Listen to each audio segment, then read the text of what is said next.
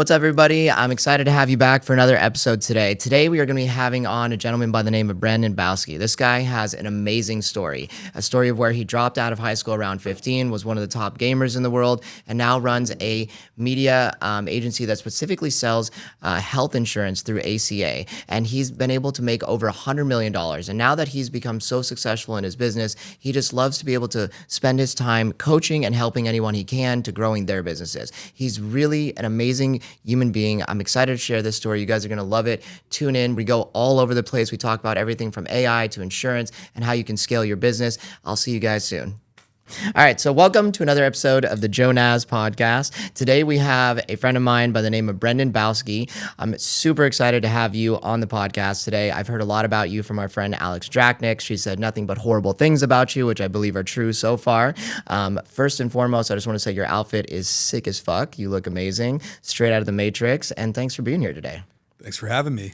I've been saying Alex's name wrong this whole time. This is awesome. How have you been saying it? Some friendship, Drachnik. Drachnich. I mean, you know what? She's going to give you a freebie here and there. Or do you have a comment, Alex, since you're here? How dare you? Fired. Fired. You're fired. Wow, it's about time I got canceled. It's about I time. would have thought it would have been for offending people, but we'll take it. Yeah, we'll take it. So today we have Brandon here. And for those of you who don't know Brandon, I'm going to give a little bit of a synopsis on this gentleman right here. So he dropped out of high school at 15 while he was a senior. He was a pro gamer for a stint. For anybody who loves World of Warcraft, I know I do. I'm very excited to hear about that portion of the story. He used to be a DJ and he produced from 2011 to 2015. He also lived out of his car in 2016. He built his own marketing agency, and by building this marketing agency, I know that he was able to raise about $130 million through marketing for insurance. Is that correct? Not raised. That's our gross. That's our top line rev. Okay, that's your top line revenue. So he was able to top line revenue $130 million, and now he started his own AI tech company, which he was telling me a little bit about last night, where essentially it will be sounding like somebody's on the phone with you, but it will be just as efficient as a normal human being, if not better. Yep. Awesome. So I'm excited to hear about all of that. So let's start with your beginning of your story here. So why did you drop out of high school at 15? Well, I wasn't going. So I started school at the normal age at whatever 5, and it was cool. And then at age 6, it was like not cool. We couch surfed at one point when I was like 6.5. And they'd made me do like an IQ test in first grade. And they were like, hey, you're really smart. You want to skip a couple grades? And my mom was like, absolutely not. We're not having my son skip grades. Then he's going to be all retarded. He's not going to know how to interact. And I was like, true. Okay, cool. Thanks, Mom. So I got to keep my friends, which was cool. But then we couch surfed. So I lost all my friends. And I went to this like magnet school. And why were you couch surfing, if you don't mind me asking? Just poor. Just poor. Yeah, Got just it. Poor. Okay. Single parent family. Didn't really have any money. That's what it was. And I ended up at this magnet school where I was like, wow, everybody here is actually smart. This is cool. Yeah. And they had us doing like in first grade I think it was first grade. We were doing like 6th grade projects. Okay. Super fucking cool. And so I was super stoked. I learned a lot of stuff and they gave me these logic puzzles. And this was like where I figured out that I wasn't dumb. So they gave me these logic puzzles and they were like, hey, do these. And it was just basically math, but in words. And I was like, I like this. Fuck with math. This is cool. So when I came back to school, like the regular school, and we moved in, I don't remember where the hell it was. I think it was with my grandparents maybe at the time, but went back to school I was at. Everything was great. Now we were living 5 minutes from them. Sorry. Yeah. Everything was cool. Going to school, have all my friends back. Teacher's like, what the hell are you doing? Yeah. And I'm like, oh, I'm doing these logic puzzles. And Miss Mazer, never forget, shout out Miss Mazer, goat. She was like, wait, you're doing what? And I was like, yeah, they're like, I'm trying to like mansplain logic puzzles to my teacher. Yeah. I'm like, yeah, they're like these math problems, but in words. And then you figure them out. And then you do the next one and you keep going and the next one. She was like, okay, you can do these during math time only. Every time other than math time, pay attention. I was like, okay. So I was doing like college level logic problems in first grade by the time like we got to the end of the year, which was or 2nd grade now. And that was super cool. Yeah. And so after that, I was like, I could learn stuff on my own without being taught it. Okay, there's something here. So were you just like accelerating, or were you doing really well in just this aspect, or were you doing really well in all aspects of school? I was good at pretty much everything. Memory, information retention, critical thinking. Okay. So like they could ask me a question about anything they told me and I was pretty good at it. standardized testing, like top 1%. So do pretty good at that. Got it. But And I then- never ever did homework. Got it. And then when you say magnet school, what exactly is a magnet school for those people that I don't? still don't know. Okay, got it.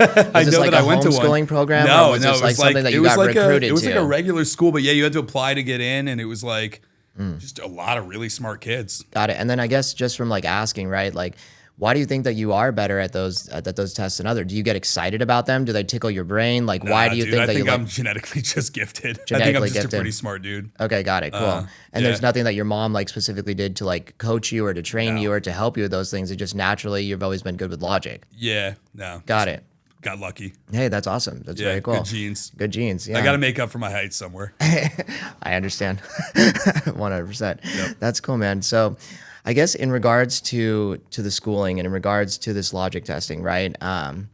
I'm wondering, like, did it affect your relationships when you're going out? Did you always feel that you were better than other people or that you were smarter than them or it wasn't something that you really shared with other people? I mean, well, first of all, I had no friends as a kid. I had like 4 friends. Okay. That I had like the nerd group of friends, Yeah. and then I had like all the athletic group of acquaintances because I Yeah. was like into the whole doing the track thing and played basketball every day, but not like cool enough. And I was poor, and everybody else wasn't. I went to like a very highly rated school. We Yeah. lied about where we lived. Yeah. And so I went to this really good school where all these rich kids go, and then there's just my broke ass. And Were you like on a scholarship there? No, or- no, no. You just pretended that you lived in the zone and you got to go to the school where all the rich Got people it. were zoned. Yeah. Okay, how awesome. Back then you could get away with it. Yeah, Now, it's I like don't you could think it's figure it easy. out. Yeah, they've all gotten super nailed down on where you are and what schools Yeah. you can go to. So I think we used like another address the whole time. I got you. And I understand sitting with the nerdy kids at school. I remember sitting at the loser table very specifically. Dude, I didn't even sit at the loser table. My thing was I was like an interloper. I was like between the tables. Between I was the like, tables. I'm cool with all the nerdy kids, but I'm not like that cool with them. Yeah. And I was cool with all like the jock kids, but I was not that cool with them. Yeah. So I was like, all right,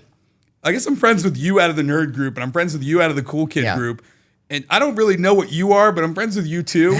And yeah, It's it like was an in-betweener. very in between. Yeah. Yeah, that's cool. And so what you ended up dropping out your senior year. Why did you drop out then if everything was so Well- easy for you? Like, why didn't you just finish it off? So in 8th grade, I had a knee surgery, and I went from being like 110 pounds. You could see every striation, every one of my ribs is clearly defined, to Yeah. like 180 pounds chubby. And I was poor. So we went to Supercuts. Yeah. And my mom was like, "You're getting a haircut." And I'm like, fuck. This thing's $3, Mom. Yeah. Please don't. You know what a $3 haircut is? It's worse than like a Just hair buzz school cut. haircut. They're just taking it all off. That's pretty much what ended up happening. So they were trying to give me a haircut and they fucked something up. And she was like, "Oh." And I'm like, "What does that mean?" And I'm like, at that time when you're like 12, looks matter. Yeah. Or Of 13 or course. whatever it Yeah, was. I So mean, I'm they like, matter at all times. "Oh my God, what the hell happened?" Yeah. So I've got this like horrible buzz cut, like shaved head, look like I just got out of the military, but now I'm fat. Yeah. So I get back to school and all these kids are like, "Oh, wow, okay, cool. The kid that's really, really smart that nobody fucked with because he was like smart and witty, we Yeah. can now make fun of him for something." And I just got fucking wrecked. Yeah. Like I got called chemo by kids I went to school with for like 10 years. Kids suck. Yeah. Like kids that like I used to like They're kind just of hurt bully and people make hurting fun of people. are now like my friends. And I'm like, we're not friends. No. No, I understand your plight now, but we're not cool. Oh, man. And yeah, it was dark. Yeah. So I skipped 8th grade to avoid like dealing with that. And I was like, all right, I'm going to go to this other school, this like cool, it's called charter school. I don't know what the fuck these are. Or no, maybe it was a charter school I went to earlier. I'm not very good with education. Yeah. But I went to a school where they had like, you apply to get there and then you're there. And I went to another school where you like apply to get there and they give you all these like advanced programs. So there's a pre-med, pre-nursing, communications, mechanics. You can like pick. Okay. So you were able In to high like, school? yeah, in high school. So you were able to get all these college credits and basically like speed run through college in high school. That's rad. And I chose pre-med because I thought it'd be cool. And so I got like anatomy, physiology 1 and 2, like medical abbreviations and coding, like all these different classes that you would never take in high school, banged out. Yeah. And I slept through like everything. I just Yeah. test took really well. I've never done homework in my life, not once. But I mean, were you reading the books and learning it? No, I just listen. You just listen? Yeah, Okay, I don't but you're- have. but I'm you're- like hella ADHD. Got So it, I but took- you're an auditory listener and you can like retain information like that. I do pretty well, yeah. Got it. And did you attend all the classes though?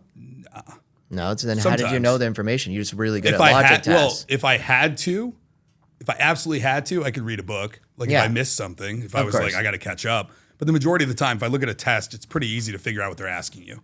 Got Like it. tests are written to make you make a decision. And there's usually two very clearly, like these aren't even, nowadays I hear it's different. But back then it was like two very clearly inaccurate answers. And then two that you just kind of have to use your head on. Okay. And then one of which is going to work perfectly. So if you reverse engineer the one that you think is right, you can usually figure it out. So if you miss one class, not the end of the world. Got it. But also some of the stuff was just like repetition and memory, like medical abbreviation and coding, anatomy and physiology. That's shit that interested me. Yeah. So I would actually learn that. Yeah, I was going to say these sound I wasn't just like listening and like, okay, let me try to remember what he said about that muscle. Like, no, I actually cared. Yeah. Because I genuinely was interested. Yeah, I was going to say, I mean, it's different than high school, right? In high school, we're force-fed a certain amount of classes. We're said we have to take this, we have to do that. So you actually went a different route where you chose exactly what you wanted to learn. And so I'm sure that it made it a lot easier to actually learn the topics instead of being forced it. They kind of told me you need to learn all these things. And I was like, okay, cool. I'm going to learn these ones instead. Okay. But I've never passed algebra. Like, so any math, like geometry, calculus, trig, none of those. Yeah. But I can calculate micro calculations faster than you can do a calculation on a calculator. Okay. So it's like I never got taught how to think. So there weren't like these rules of like, this is the way that you need to do math because I just didn't show up. Yeah. So the way that I do math is a little different. Yeah, and I guess, what do you think? I mean, it's interesting, like two things. So one, it's interesting the way that you said that you approach tests, right? Because when you break it down like that, it does make sense. Most tests they're going to give you multiple choice, and then with that multiple choice, you can get rid of a couple of them. But I guess my question would be, what about like the questions that weren't multiple choice, right? And they were just like There's open-ended. usually supporting context from all the other questions. So if you just come back to it, you can usually get close. Got it. So you're just really using logic. Yeah, it wasn't about trying to get an A. No, it was just passing. Got it. Like I got C's and D's. I'm not going to pretend I was an A student. Yeah. Up until like 7th grade, aced everything, never had to worry about anything. But when I stopped showing up to school, like I showed up, dude, I was almost like hit for truancy type shit. Yeah. Like my family was getting phone calls like your kid's not in school. Got it. Like I went less than 30 out of 90 days. Got they were it. like, hey, you should probably like maybe get your kid to show up. Yeah, and I mean, at that time, what were you doing when you weren't going to school? Gaming. Gaming? You Yeah, were gaming a playing lot. video When did games, you yeah. start gaming at that point? I started at like, dude, what did I start at? Maybe like 10-ish? Yeah. Because we lived in like a kind of shitty area. Yeah. And I remember like playing Habbo Hotel, which was a game. Okay. I don't know how It was a really weird game. So Yeah. I played that for a little while. And then I got into like RuneScape, which kids had played before. And I was like, Yeah. lame. That's for nerds. Yeah. And then they came out with like the new version of it. Yeah. And I was like, okay, this is cool. So Yeah. the classic RuneScape kind of sucked. I remember RuneScape. But the real game, like the main one that everybody got into, was actually cool. So like, Yeah. I played that, and like we got robbed at gunpoint for a television at 11. Like that's what I grew up with. Jesus. So I played lots of video games. I was Yeah. also big into like Xbox. Like I think my favorite game I ever played was like Mech Assault. Got it. But And your huge mom didn't gamer. care how much you played, and she would just allow you to play as much as possible. I was not very easy to like control. Yeah. So it was just better to not argue with me usually. Got it. Because like age 10 me was smarter than age 32 mother. Yeah. So it was just kind of like not worth it. Got it. Your mom was figuring out her own shit. Yeah, I mean, my mom had me at 22, and you know, she got to use me as a way to like learn how to raise 3 other kids that Yeah. she did a better job with. Got it. With me, it was kind of like I bounced between her. Grew up with my grandparents a lot of my childhood. Yeah. I say more than her, and so it was a little different. Yeah, and I understand that. I mean, I was the oldest too. Your parents, you're the guinea pig, Yeah, right? yeah, so exactly. They You're make the- all the yeah, all mistakes with mistakes. you. They do Yeah. all the things the wrong way, and then they do it the right way with the other two, which makes a lot But of there's sense. nothing wrong with that. No, I mean, it's like That's anything life. in life, Yeah, it's right? literally It's like, life. yeah, you fuck it up the first times, then you get better Yep. as you keep trying. And so she got a couple other opportunities to do it better. Yep. Yeah, so that's wild. Yeah, I played a lot of video games when I was younger too. I played a lot of Counter-Strike specifically. I loved 1.6. Yeah. 1.5, 1.6. Yeah, huge. yeah, those were great. I spent a lot of time on there. I was in a clan, did all that fun Yeah, stuff same. too. Yeah, it was good. And then so you got into World of Warcraft, and you said you were like competing competitively in that, Yeah, right? so I was pretty big on RuneScape, like pretty famous on that Yeah. game. Wasn't really well liked, but I was pretty famous on it. And Yeah. then What do you when- mean by pretty famous? like pretty well known? Okay, got it. And like I forget if it was like servers, like it was back in WoW. Yeah, on the game, you had like worlds that you hung out on, but like in like the clan world, I was pretty well known. I'd been Yeah. in like a lot of them and led a lot of them, and then Yeah. also I made a shit ton of money off RuneScape. Yeah. Like we kind of created the concept of like luring a couple of my friends and I. Yeah. One of which I'm still best friends with today. Known him for. Can you explain that for the audience that doesn't know Yeah, what that so is? basically you convince somebody to go into an area where you can kill them under the pretense that you're not going to kill them, and you kill them. Got it. But you know, you have to concoct a very believable story in an environment that seems safe, and then they get there and it's not. Got it. And then by killing them, you get their weapons or their Yeah, armor, their and then you gold, get to armor, take that. And whatever, you get to like And basically. then you go sell all of that, and then you liquidate it. it for real money later because other people want to cheat and just use their mom's credit card to play the game. Yeah. Instead of actually have to make money. There were other things that we did that I'm not going to talk about on a podcast, but I made a lot of money off RuneScape. Got it. And Okay. then when RuneScape had some changes, I think in like 07 maybe, they changed the way that like the wilderness worked, which was the PvP area where you would kill people to get their stuff usually. Yeah. And then it was like, okay, well, this is no longer fun because the thing I do all day and I have like 30 accounts dedicated to, I can no longer do. Yeah. Because you have to have like an account for every level range. Got it. Because you get somebody in, let's say you get them into like 2 levels deep. You have to be within 2 levels of the person that you brought in. So if I wanted to have like, I know that the majority of people, for whatever reason, at like level 90 seem to figure out how to have a couple mil. Yeah. And they want to buy an item for a small discount. You get them in, you kill them, you get all their gold, you repeat. Yeah. There are different level ranges that were like hot.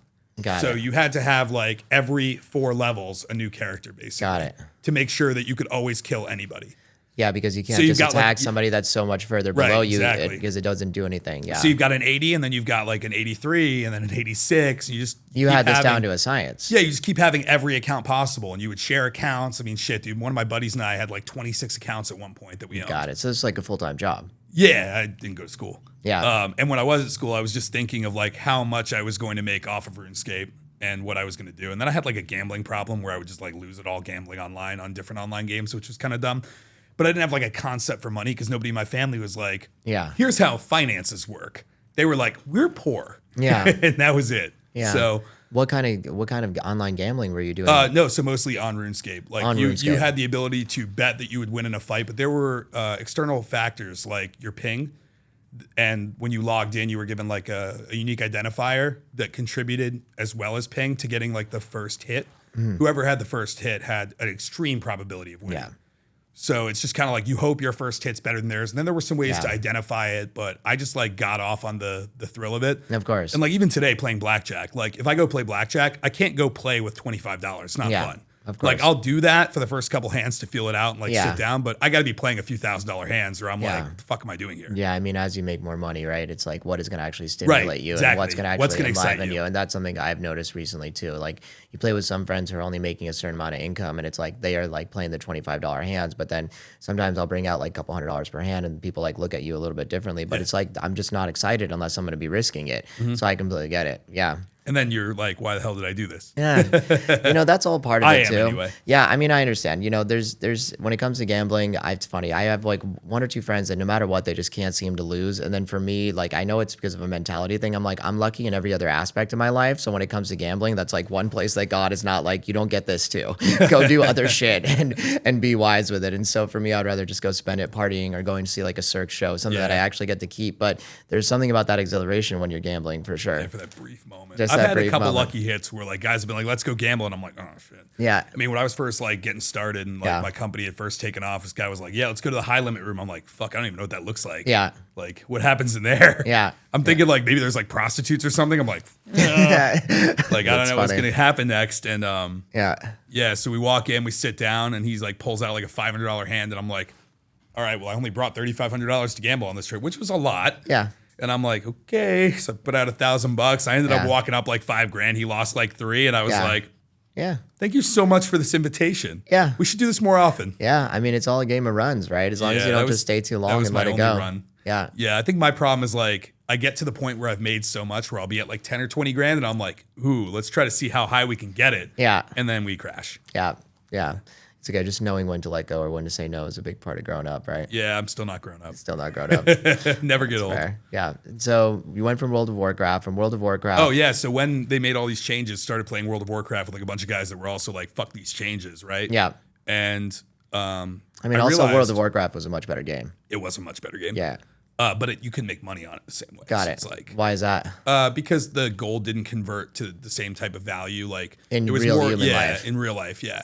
So it was like I wonder why that is. I think it was more of a younger kids game, RuneScape. Yeah. Where like younger kids would get mommy's credit card and be happy to spend $100 on gold from Got like it. a sketchy site.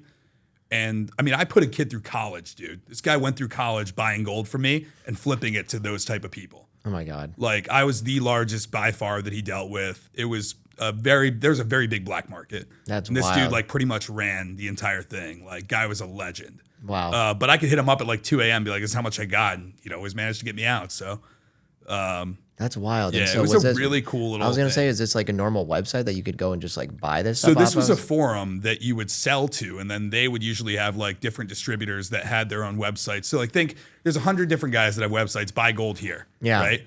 And then you've got those guys trying to sell the gold, but where do they get the gold? So they have to get it from a broker who Yeah. has like a lot of gold stocked. Yeah. So there was this guy who was going to school for finance. I can't remember his fucking name. Yeah. But he's going to school for finance, and he would buy the gold from people like me and then sell it at a premium to people like them. So he's buying it hella wholesale from me because I got to get rid of it. Yeah. Like I'm sitting on this shit. I got to do something with it. It can't sit on my accounts. What if my accounts get banned? Like, Yeah. take the shit. That's fucking So wild. yeah, he made a huge spread. The arbitrage was good for him, and he put himself through college that way. Wild, dude. I didn't realize that it was such a racket, I guess, Yeah. for lack of a better term, huge. in regards to this. Yeah. And this guy literally was the guy that ran it all, and he was just one Yeah. dude, or did he have like It a was whole just, team I of mean, people? no, I'm below pretty him? sure it was just him. I mean, Yeah. I don't know if VAs existed back then. This No. is like, No, this way is back pre-VA. then. This Yeah. is like him answering the messages himself. Yeah. Like, sorry, I get done from class in like 2 hours. I'll get you taken care of. That's wild. But I wonder so- what that guy's doing now. Fuck knows, dude. Yeah, who Probably knows? doing good. Yeah, I'm He's sure a he's clever fucking guy. doing I'd great. love Yeah, to find him. Yeah, he's like a hustler, I'm dude. gonna I mean, this commit that. this is like an old school hustle, dude. I'm gonna get somebody that works for me to go track him down. Yeah, go find this dude and see what you can find out Dude, there. Maybe you I'll can bring look him up on the his pod. gamer tag. I'll Oh bring my him on the god! pod. Imagine this guy's fucking like a multi-billionaire. He's just I would like love that. he just maybe he probably got into Bitcoin super early, right, or something along. You those know lines. what? That could very well be a possibility because I remember, if I remember correctly, it was either him or one of the other gold guys that tried to get me to take Bitcoin. Yeah, And I was like, no, no, I don't want right. that. Different I'm good. conversation now. Yeah. Now, like, dude, at one point we had stolen quite a lot of Bitcoin, a few of us. And this one dude like ran off with all of it, but it was like hundreds of millions of dollars at today's value. Jesus. Yeah. And it Yeah. was bad. I mean, did he? So he just like hacked you guys from it? Well, no. So we all did a thing together to get it. And then Yeah. once we had it, he had it. Like Yeah. he was the one that actually had it. Yeah. But we did the thing together to get it. Got it. And then he just And then disappeared. he was like, well, I have it. Bye. oh man, And dipped. what an asshole. Yeah. I think the value at the time was like 100, 200 grand. Yeah. But this is back 10 years ago. So Yeah. do the math. Different universe now. Yeah. It's okay though. Things happen. Things happen, and that's a things learning lesson. If you had made all that money then, you wouldn't be the person you are now. Yeah, no, I like myself. I'm good. Yeah. So WoW, I started playing US servers, but Yeah.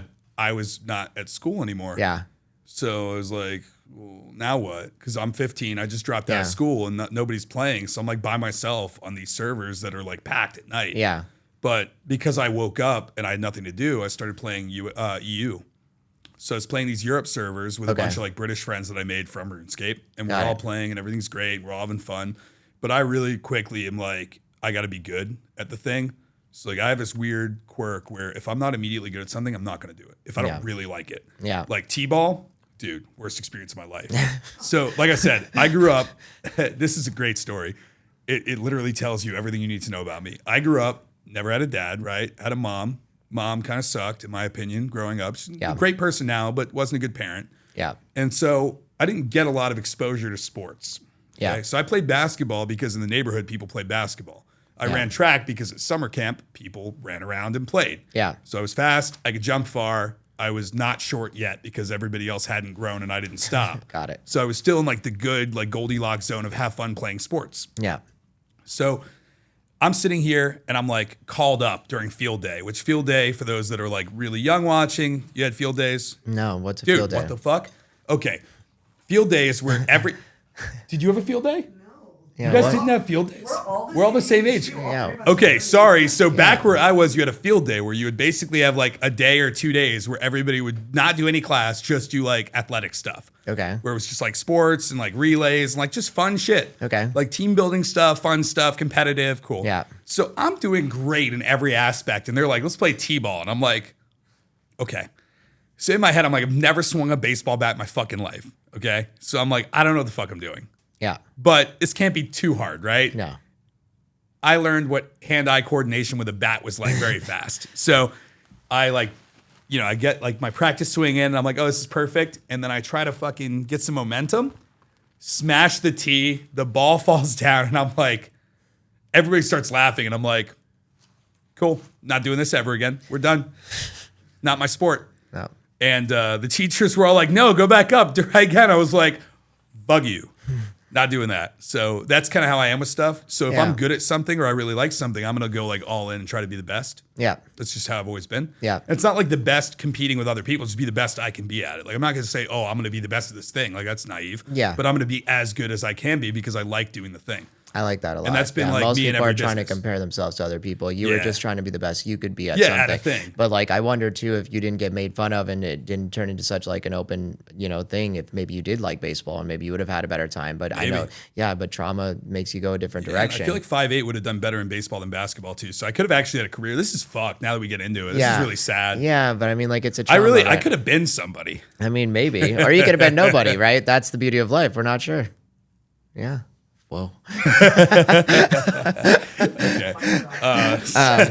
But yeah, that's an interesting story, and I feel the same way about a lot of stuff too, and that's what I'm like working past. But I've also realized too, like some things you're just not going to be immediately good at, right? Like I started learning how to play the violin, and I'm like not immediately good at it, and it's frustrating as fuck to me because I'm just like I want to be good at something the moment I pick it up and do it. But that's one of those things you got to put your 10,000 hours in, and then you'll be good. Of course, there's the people that might naturally just be able to hear music a little bit better, but they probably have a lot of other experience with other instruments, right? So I do hear you when it comes to that, and I get immediately frustrated when I can't just jump on and be good at it in the first second. So I get it. I bought a sax recently. Yeah.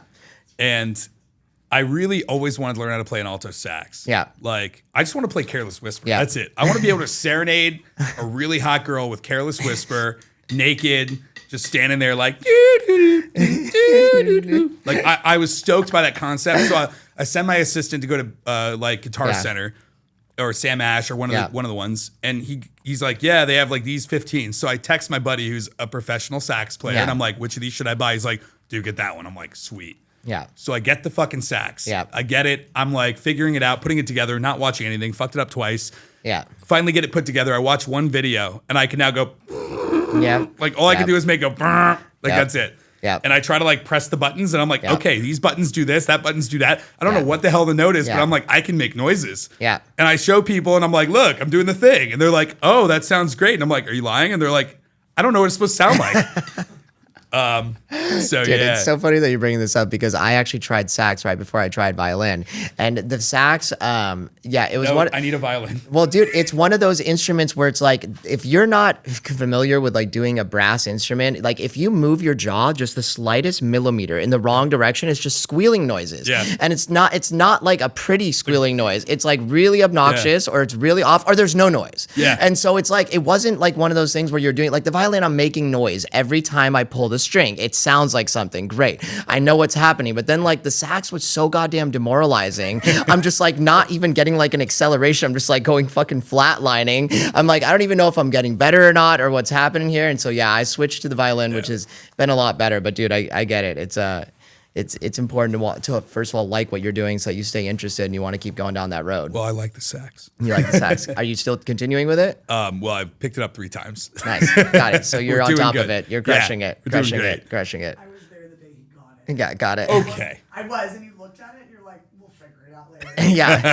Yeah. I opened it up and I was Yeah. like, this thing Yeah. looks fucking cool. Yeah, where's the instruction manual for this motherfucker? I Like, had that too. Yeah. So you're gonna be really good at charades when it comes to Dude, saxophone. I'll be Just able to like pretend air playing sax. it. You know, people like air drum but don't Yeah. know how drums work. Yeah. They're like that. I'll be doing that with sax. I'll be like, It's okay. You just got to hire somebody really good to be in the background, actually making the noise. yeah, absolutely. Oh, So actually, the crazy thing though is like demoralization does either lead to like crazy depression or extreme growth. Yeah. Because like I got epic shamed Yeah. by an online community of like 30,000 people because I was super anonymous, right? And one day, this dude and I go to the gym together, and he takes a picture of me that gets leaked, and I got fucking roasted. And I was like, oh God, this sucks.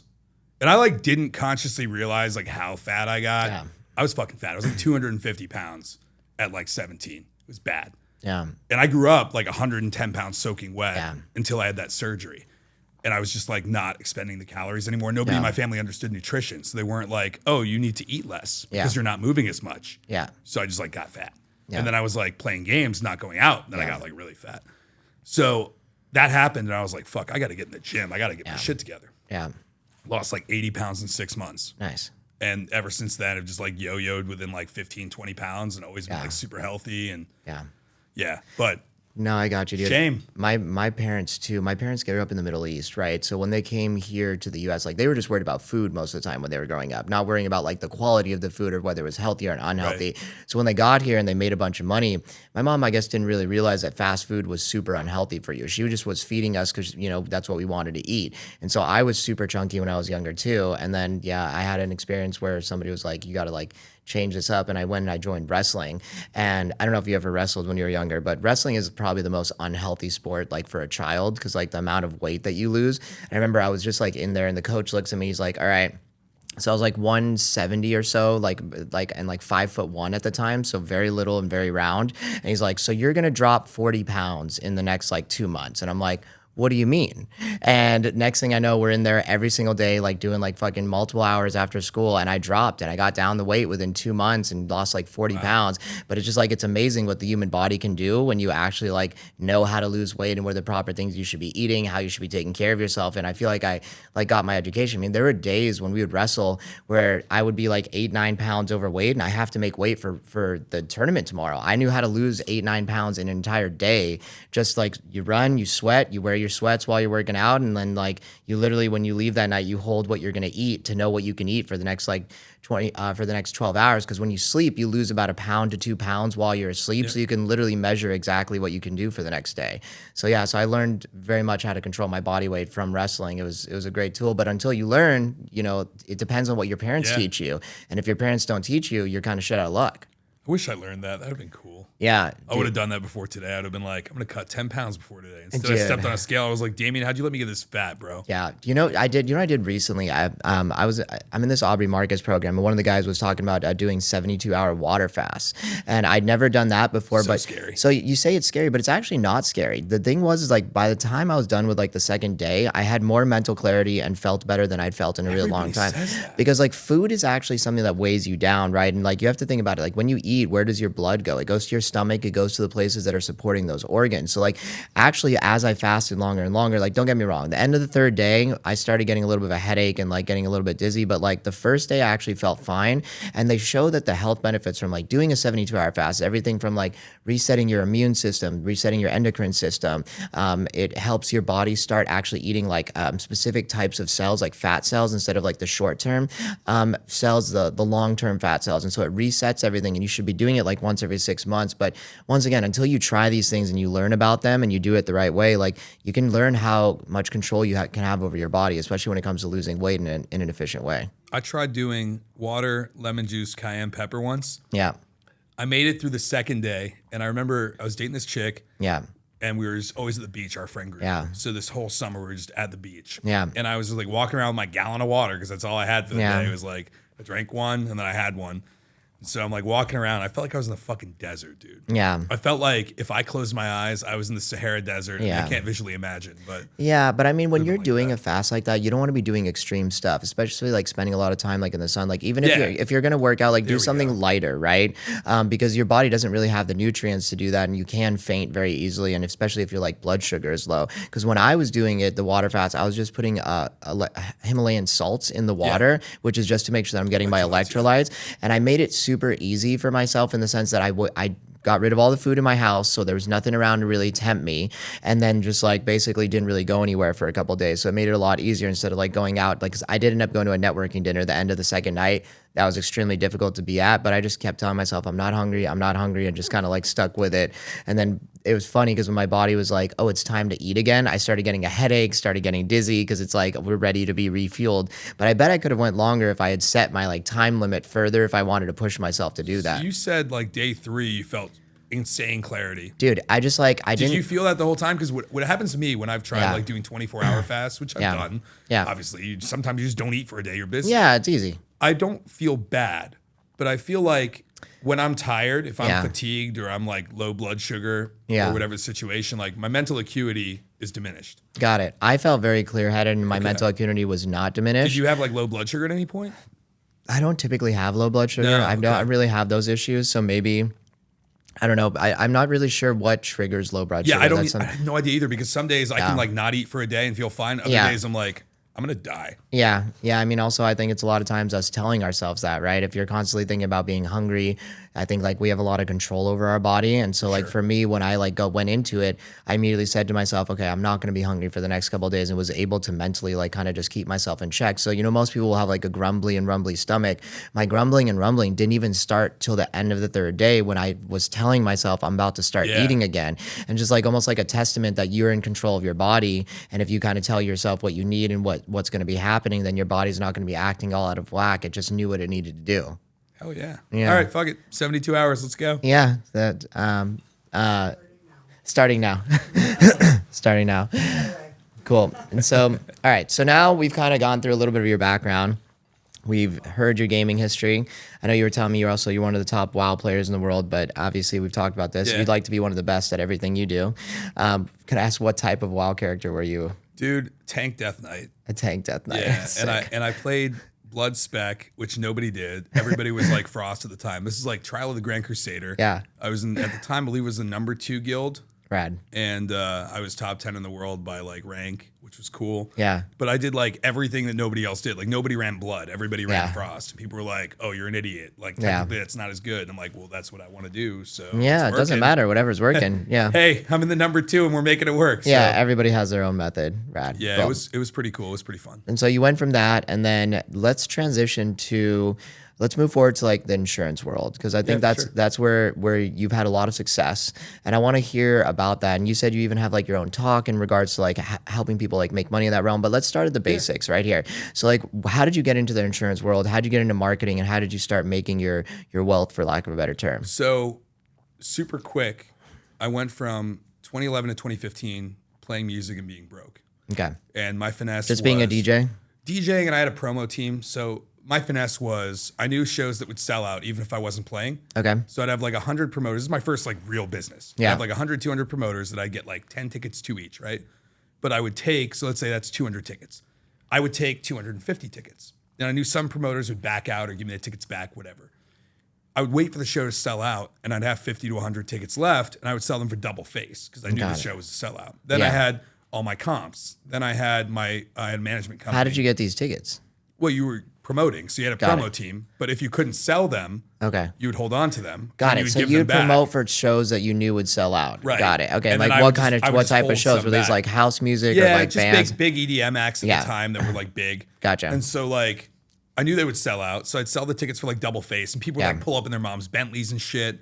And I'm like, yeah, sorry, these $40 tickets are $100 now because they're sold Yeah. out.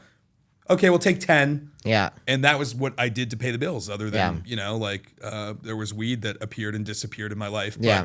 yeah, so that's like kind of what I did for a while. Yeah. And after that, I moved away, went through a breakup. My mom was like, let's move to South Carolina together. Yeah. I was like, I've not lived with you in a long time, but I'm depressed. I went through a breakup. Let's do it.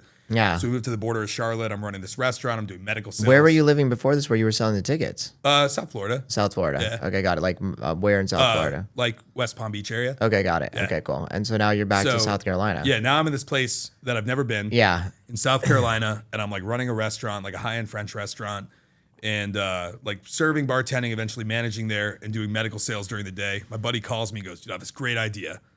And I'm like, what's up? And he's like, we're gonna make a subscription box.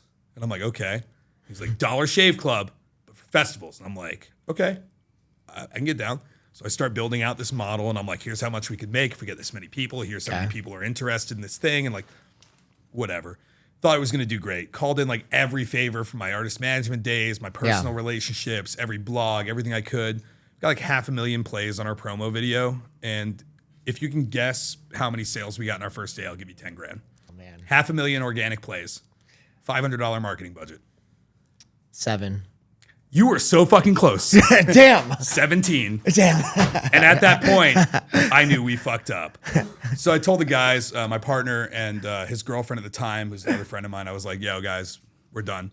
We need to take what money we have, give it back to this investor, just call it quits, figure out a payment plan. They're like, no, we're going to make it work. We don't want you to make a third of it when we make it work. And I was like, cool, I'll take 10%. I owe no debt. They were like, done. I was like, sweet. So they obviously had died. We had a falling out. They obviously died. No, not them. I know the product died. That's all I was clarifying. No, they're great. One of them's married. The other one, I think she's insomniac Brandon, you didn't now. kill them, is what you're saying. Absolutely not.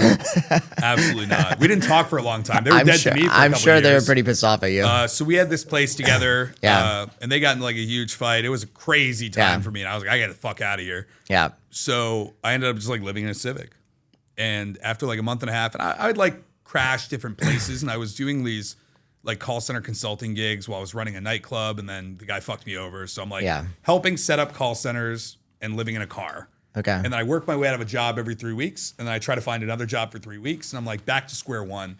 And at one point, I couldn't afford the car, and I was like in a room rental that my ex-girlfriend had, where the guy would like frequently kick me out, and I would have to like sleep in my car those nights.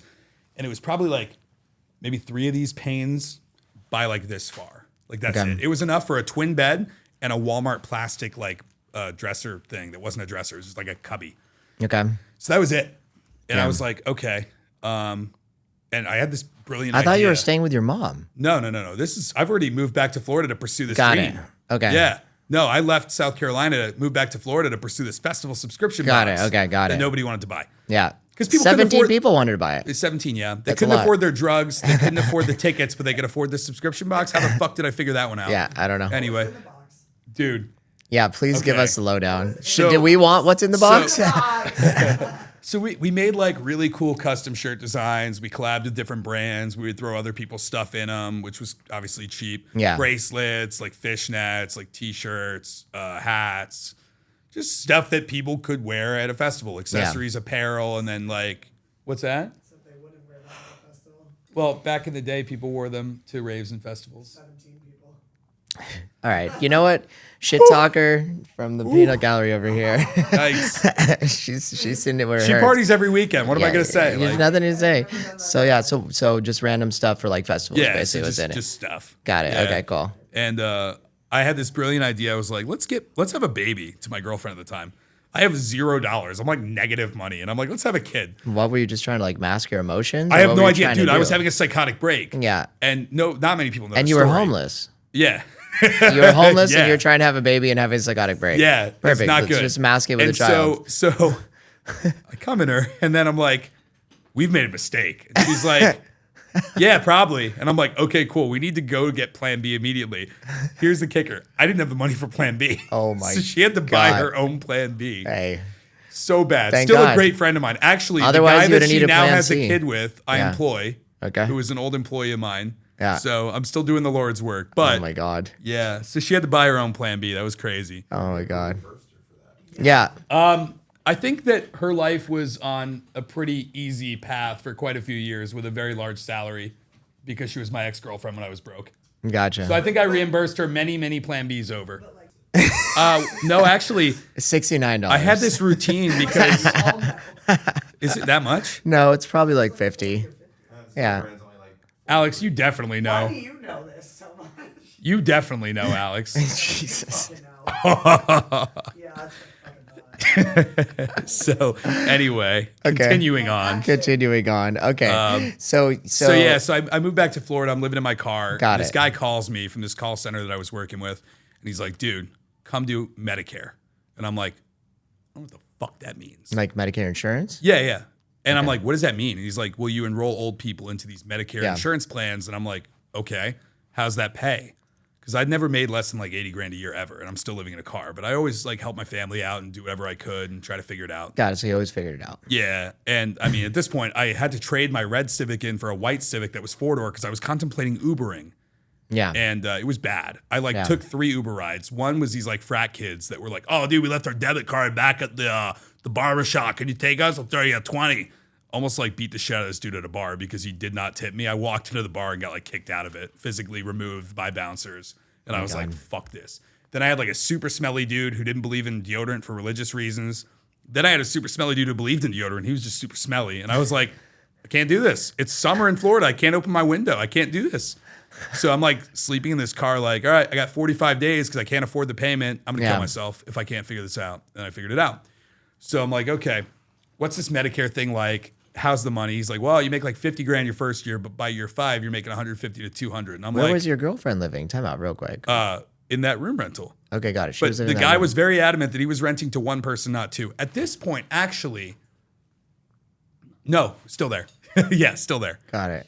And Wild. so, yeah, it was bad. It And was they just he wasn't letting you sleep in there. no, he would, if he was home, he would ask me to leave and threaten to call the cops. Jesus if he was not Christ. home, I could sleep there. And I would like either shower there or at a gym. Got So it. I had like, Planet Fitness vibe. Yeah. How old were you? How old was I there? 20, it was 23? Yeah. Yeah, into 24. So I probably would have been, I would have been 24. Yeah. Dude, what a wild experience. Yeah, so that was dark. Yeah, it was and then, dark, yeah. And so I'm glad you didn't kill yourself. Yeah, no, me Obviously, you too. made it That's here good. today. Yeah, That's we're good. okay. That's good. Okay, so you got to the point where you were literally like, I'm going to kill myself. Yeah. If I can't make a living, and you're just like so The depressed. thing that really pushed me over the edge Yeah. was like, I have a crazy pain tolerance. Yeah. I was at a Walmart and I had no money. And I took a multi-grain roll from Walmart and I started eating it. And I had like a wisdom tooth with a cavity that I didn't know about. A seed got stuck in it and my eye was watering for like 3 days straight. And I had no money, so I couldn't fix it. And I tried like everything. And I eventually convinced my mother, who had no credits, I don't know how this worked out, but she got a care credit card, which is basically like a healthcare credit card thing, and was able to put it on that, which I paid her back, obviously. Yeah. She hasn't worked in 7 years. But What's so I'm she thinking doing? like, what's she doing? Yeah. She has a rich son. Got it. Yeah. So You? me, at the time she was working, but Okay. she wasn't really like doing okay. Got it. She was surviving. Yeah. Anyway, so we're there. Everything's great, except that I can't fucking do anything without this massive shooting pain down the side of my face and Yeah. like water running from my eye. So I get it fixed. I'm like, okay, we're back. And I got convinced to do this insurance thing. So I go get the license in like 7 days, which Yeah. usually takes a couple weeks. But I did like 5 days coffee, 1 day study, 1 day test. Standardized testing skills came in handy. Yeah. I passed with a 72%. You needed a 70%. Sick. So a lot of Nailed caffeine it. at the coffee shop. Hey, listen, you know what? The guy who graduates bottom of his class in med school, I still call him doctor. So Yeah, 100%. That's funny. When I was taking the bar exam, I remember like talking to everybody, and a lot of my friends that failed it multiple times, they're trying to memorize everything. I'm like, I'm not trying to memorize everything. I'm trying to memorize the least amount of things that have the highest probability of being on this test so that I can pass without doing the amount of work that like you guys are all putting into it. And it was always super frustrating because like a lot of my friends like spent their entire time in law school like being super focused, like never doing anything, never going anywhere. And me, like I remember one year in law school, I went to Vegas 24 times in 1 year. So I had a couple friends that did not pass the bar the first time, and I did, that were very angry at me and literally did not speak to me until they passed the bar exam. And these were like some of my best friends because they were so frustrated with me. But I've always been pretty decent at tests, and just like when it comes to logic stuff myself too, I'm like, I don't need this many points. What is the lowest amount of points I need to get to pass this exam? Like you said, it doesn't matter. Just I need to get my law degree. That's it. And then bam, here you go. dude, I want to know 24 Vegas trips. Yeah.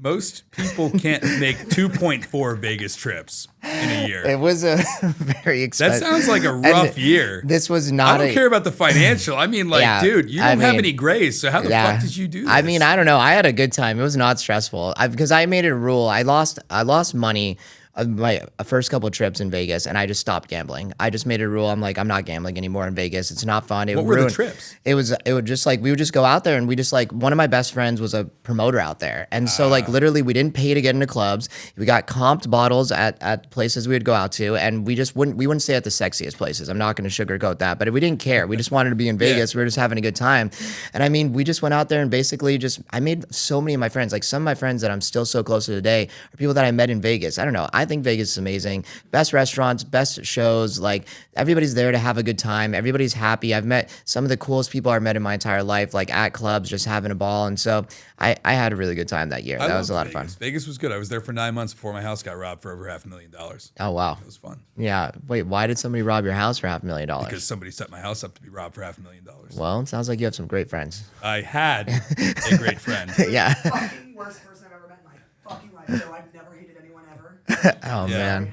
No, you're fine. I mean, but did he end up getting caught? Did he get this guy arrested? Do you want to talk about what happened? Oh yeah, by the time this airs, it'll be fine. So, I acquired some data from the phone that was used during the robbery, and it coincidentally went within 1/10 of a mile, which could be like the variance on accuracy of a person's house. Yeah.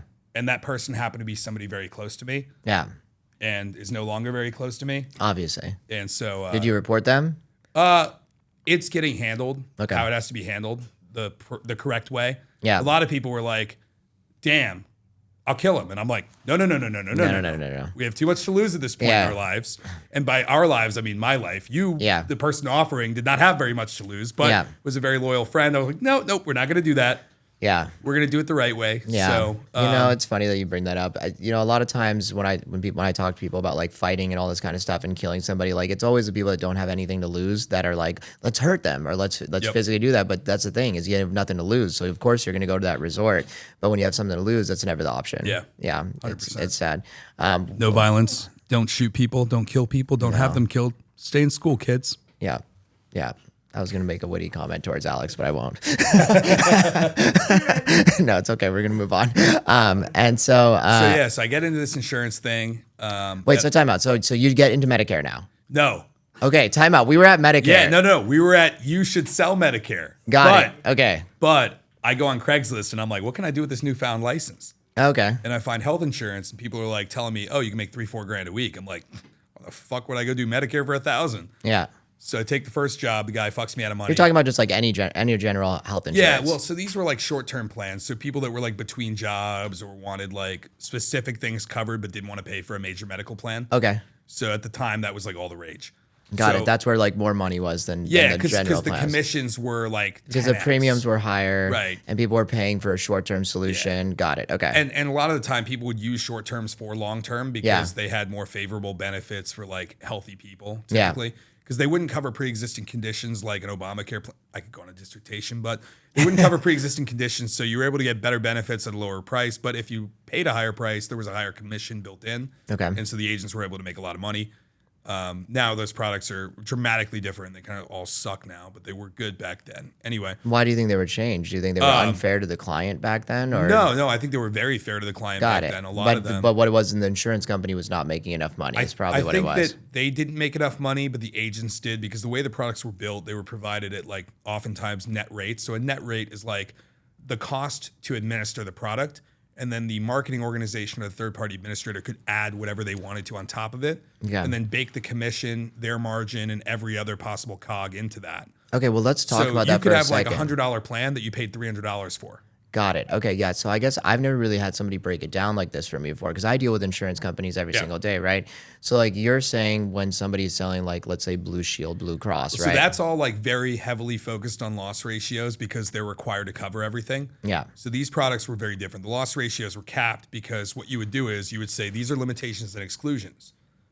So I only actually risk paying out this much because limitations and exclusions cover this much. Got it. So because you were able to limit and exclude so many things from being paid out on, you're able to capture this massive spread. Where with the Blue Cross plan, as an example, because it's like an ACA compliant product, PPACA, Patient Portability and Affordable Care Act, because of Obamacare, basically, Okay. they require everything to be covered within a certain scope. Okay. These short-term plans did not have to do that. Okay. So because they didn't have to, you were able to pay a lot less claims. If you were paying less claims, you have more margin, therefore you can pay more in commissions. Got it. So an independent agent would benefit more from selling a short-term plan in the event that the person was a good qualified candidate, didn't have health issues, etc. How much did you pre-qualify the people that were coming in to get these Oh, plans? it's a pretty big qualification. I mean, you have to find out, have they ever had any condition? Have they ever had a health condition, hospitalization in the last 5 years? I mean, there's like a lot of, I don't know the questionnaires today. Of course, but it was back more like then a it basic was- questionnaire. Did they ever take their blood or anything like that, or was that all part no, of it? so there wasn't blood work requirements. It was basically just attestation. Got it. Via like either an e-signature or a voice signature. Okay. So somebody's either saying or typing and signing that they haven't had these things. Hmm. And in the event that it was found that they filed a claim and they did have those things, the claim is denied because Got you it. lied on Okay. the app. Got it. So they would find out sooner or later, Yeah, no matter what, because 100%. through the testing that would be done, they would figure out if they were basically making it up. Right, you go through the medical records and be able to say, we're not paying this claim because this hospital bill was for hypertension and you had hypertension. Yeah. So I mean, how did you figure out that you were making higher commissions on these insurance sales? Like, did somebody point you in this direction? So no, I just literally responded to a Craigslist ad, and then I did the math and figured it out. And I was looking Got at it. I started looking at the breakdowns of the policies and was like, Yeah. okay, I see where the money is here. Yeah. And then I left that company because they weren't paying me properly. Yeah. And I moved to another company, paid me perfectly. It was like 30-person shop at the time, 38 maybe at like the time Yeah. where I was going to leave. And I was number one, made plenty of money, had like an $8,000 week. Were you saved doing like just 40 like grand. phone sales or Yeah, just how? phone sales, yeah. Just the cold calls Yes, or like no, not cold. So somebody fills warm out a lead leads. form and I call them immediately and then I'm, got it. So finessing somebody them else into was buying doing the something. marketing and then you were just getting Yep. the warm lead and then you'd reach out Exactly. to them. Got it, dude. No wonder you have a lot of experience with sales. And I mean, like anything it with was sales. a lot of call center sales. Yeah, I mean, but the thing about it is the more phone calls you do, the better you become at sales, right? And it's just if you try, but I mean, for you, it sounded like you were trying. You needed to. You were at the point where you were getting close to suicide and you were like, I want to change in my life. Okay, got it. And so you became the number one salesman. And do you think that's just because you're more naturally good at sales or because you understood this product better than people? Like, why do you think you became number I one? think that I'm very gifted by birth. Like Yeah. I also grew up in a house full of people that were all very manipulative. Yeah. And did sales roles Yeah. at times. And my job on the internet playing games was manipulating It's a people. sales role. Yeah. So I literally did my entire life just manipulate people into doing things that were either good or bad. Yeah. So, I mean, there's like the concept of social engineering, which is just convincing somebody to take an action, whether in or not in their best interest. That was pretty much what I did my whole life. Got it. So to do that, once I realized at a call center level that all I'm doing is talking to more people Yeah. than I was back in those days, but it's the same concept. It's how do I get to the outcome? Yeah. How do I get somebody to want to get to the outcome where they're happy and complicit in doing it? I'm not forcing them. I'm not steamrolling them. Like a lot of sales guys are like, beat the door down, be aggressive, try to one call close you. I didn't care if it took 3 phone calls, but I knew you were buying from me. Yeah. So I had just like a different approach, which I was then at January of 2017 was going to go open a call center doing car shipping. Let me ask you a question. Yeah, hit me. So when you're talking about all these sales, right, and like you use the word manipulation, right? Manipulation can have a negative connotation to it. And so I guess let me ask you, when you were finally selling a product that's actually good for human beings, right? Because you're giving them insurance at the end of the day. Were your motivations strictly money, or did you actually feel good doing your job, or was just basically your priority to make cash and you just It's a little bit of both. I bit of mean, both. the priority is to make money, but obviously you want to do it in a way where you're helping people. Yeah. Yeah. So it's kind of was a little bit of both. Yeah, it's just the reason I'm asking is because I've done jobs where I'm like, I don't know if I believe in the product that I'm selling, right? And like I just have learned when I really believe in like what I'm selling and I believe in like the product, the service, whatever it is, it makes it a lot easier There were and it makes definitely it feel shitty right. products that were sold to make money. Got it. There were for sure products that I think looking back now, Yeah. I wouldn't have sold. But you were in a different position and But right, mentality but at back the then. time, it was like, oh, this made sense. There was logic to justify the sale of this product. Yeah. It was good for the consumer at the time, but there might have been something better that I wasn't aware of. Got it. So my problem was like, I didn't know that a better thing existed. So Yeah. to me, I'm like, I'm helping people. This is Yeah. good. But eventually I started to realize there are better things and I Yeah. started to build better things. Yeah. And that was like a totally different experience. But Got it. Okay, yeah, it's cool. I mean, it's just awesome to see like how all the different things you've done throughout your life, right, have led to you finally getting to a point where now you can apply it in a positive way. And the moment you did apply it in a positive way, you ended up becoming the best, and then it started leading you down this road of getting on the right path. it was honestly, it was really cool. And I Yeah. almost quit to start this car shipping company. I was going to start a call center So shipping do you have cars. shiny object syndrome? Is that like part of you? Dude, massive. Yeah. The hardest thing in my life is like staying focused on a thing and not being distracted by all the opportunities, especially because like one of my strengths is putting together financial models and figuring out, will something be viable? Like When you every put- week I have a new business opportunity where I'm like, I could make a lot of money doing that, but it can't be, it can't derail me from what I'm doing now. When you're doing the financial models, are you like literally creating an entire business plan, Yeah. or is it just like something where you just do it in your head? Both. So Okay. it starts in your head. So like, I talk about this at a lot of talks, but basically I start with a notes file, Okay. like Apple Notes, Yep. and a calculator. Okay. And I figure out like I have a strategy for creating businesses that is either I call it simulations sometimes or games other times, depending on if you need multiple participants. Yeah. So like let's say like I need somebody to sell insurance, I need somebody to make insurance, and I need somebody to buy insurance. There are multiple players there. So that's a game. If I need somebody to just buy something from me online transactionally one-to-one, that's a simulation to me. So all I need What to do you mean by simulation? I'll explain it. Okay. So I need to figure out, here's how much my product costs. Here's the landed cost of my product. Here's how much it costs to make. Here's how much it costs to ship. Here's my admin cost. Here's my merchant processing. This is my out the door total cost. Yeah. And then this is what I'm selling it for. And here's my spread, which means my marketing has to be less than Y for it to make sense. Okay. Or I need to adjust the price to Z. And how much do you usually have to put in to figure out if it makes sense to go down this road? A lot of the time, nothing. Okay. Like usually you can do the rough math, just understanding like cost per click, cost per million, which is like 1,000 impressions. You can usually figure out like, okay, industry standard cost for this target demographic or X at this point. Like I have enough knowledge. Yeah. I'm not going to be able to get enough people to click where it's going to make sense to sell this product. Or, oh my God, I can definitely get clicks at this price. We are going to print fucking money. Okay. Got it. Like, but it took years of experience to get there. Got it. And have you had experience? I know you have experience with selling insurance products, but have you had experience selling other types of products where you've been able to run these numbers and figure it out? We have tried other things that have been successful. Like we've done all the other verticals you can imagine. We've done debt. We've gone through. Now we're doing like cars. Okay. Like one of the largest wholesalers. I think maybe the largest. I don't know if it's a specific vertical, but I guess it would be with insurance, right? If Yeah, you're I mean doing we've vehicle done and personal injury. We've done Okay. All types of stuff where we've had good success.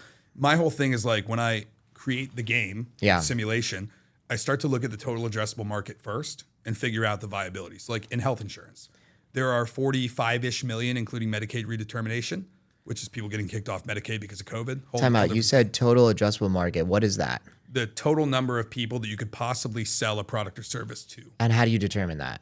It's statistics, usually. Where are these statistics? So you understand like how many people are a certain age group. Okay. And then what fragment of that age group has X, Y, or Z interests. Got it. And then you have like a rough math. Got it. And you can get this data just from places online or just based off your knowledge? Well, it's a little bit of both. Yeah. It's like some stuff is knowledge. Like there's public record that tells you there are 45 million people that are eligible for insurance. Okay. And public records tell you there are less than 18 million people currently insured through the marketplace. Got it. If there's 45 million addressable and there's 18 insured, we have almost 60% that's not even touched yet. Got it. So there's a huge addressable market. We're talking about millions and millions of people that we can market to.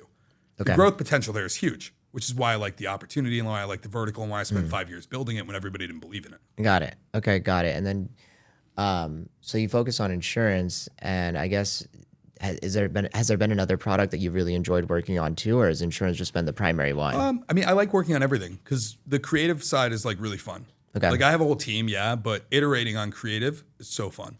Got it. Coming up with scripts, hooks, bodies, call to actions. Yeah. Building out landing pages, building out forms, like figuring out how am I going to get the best possible product?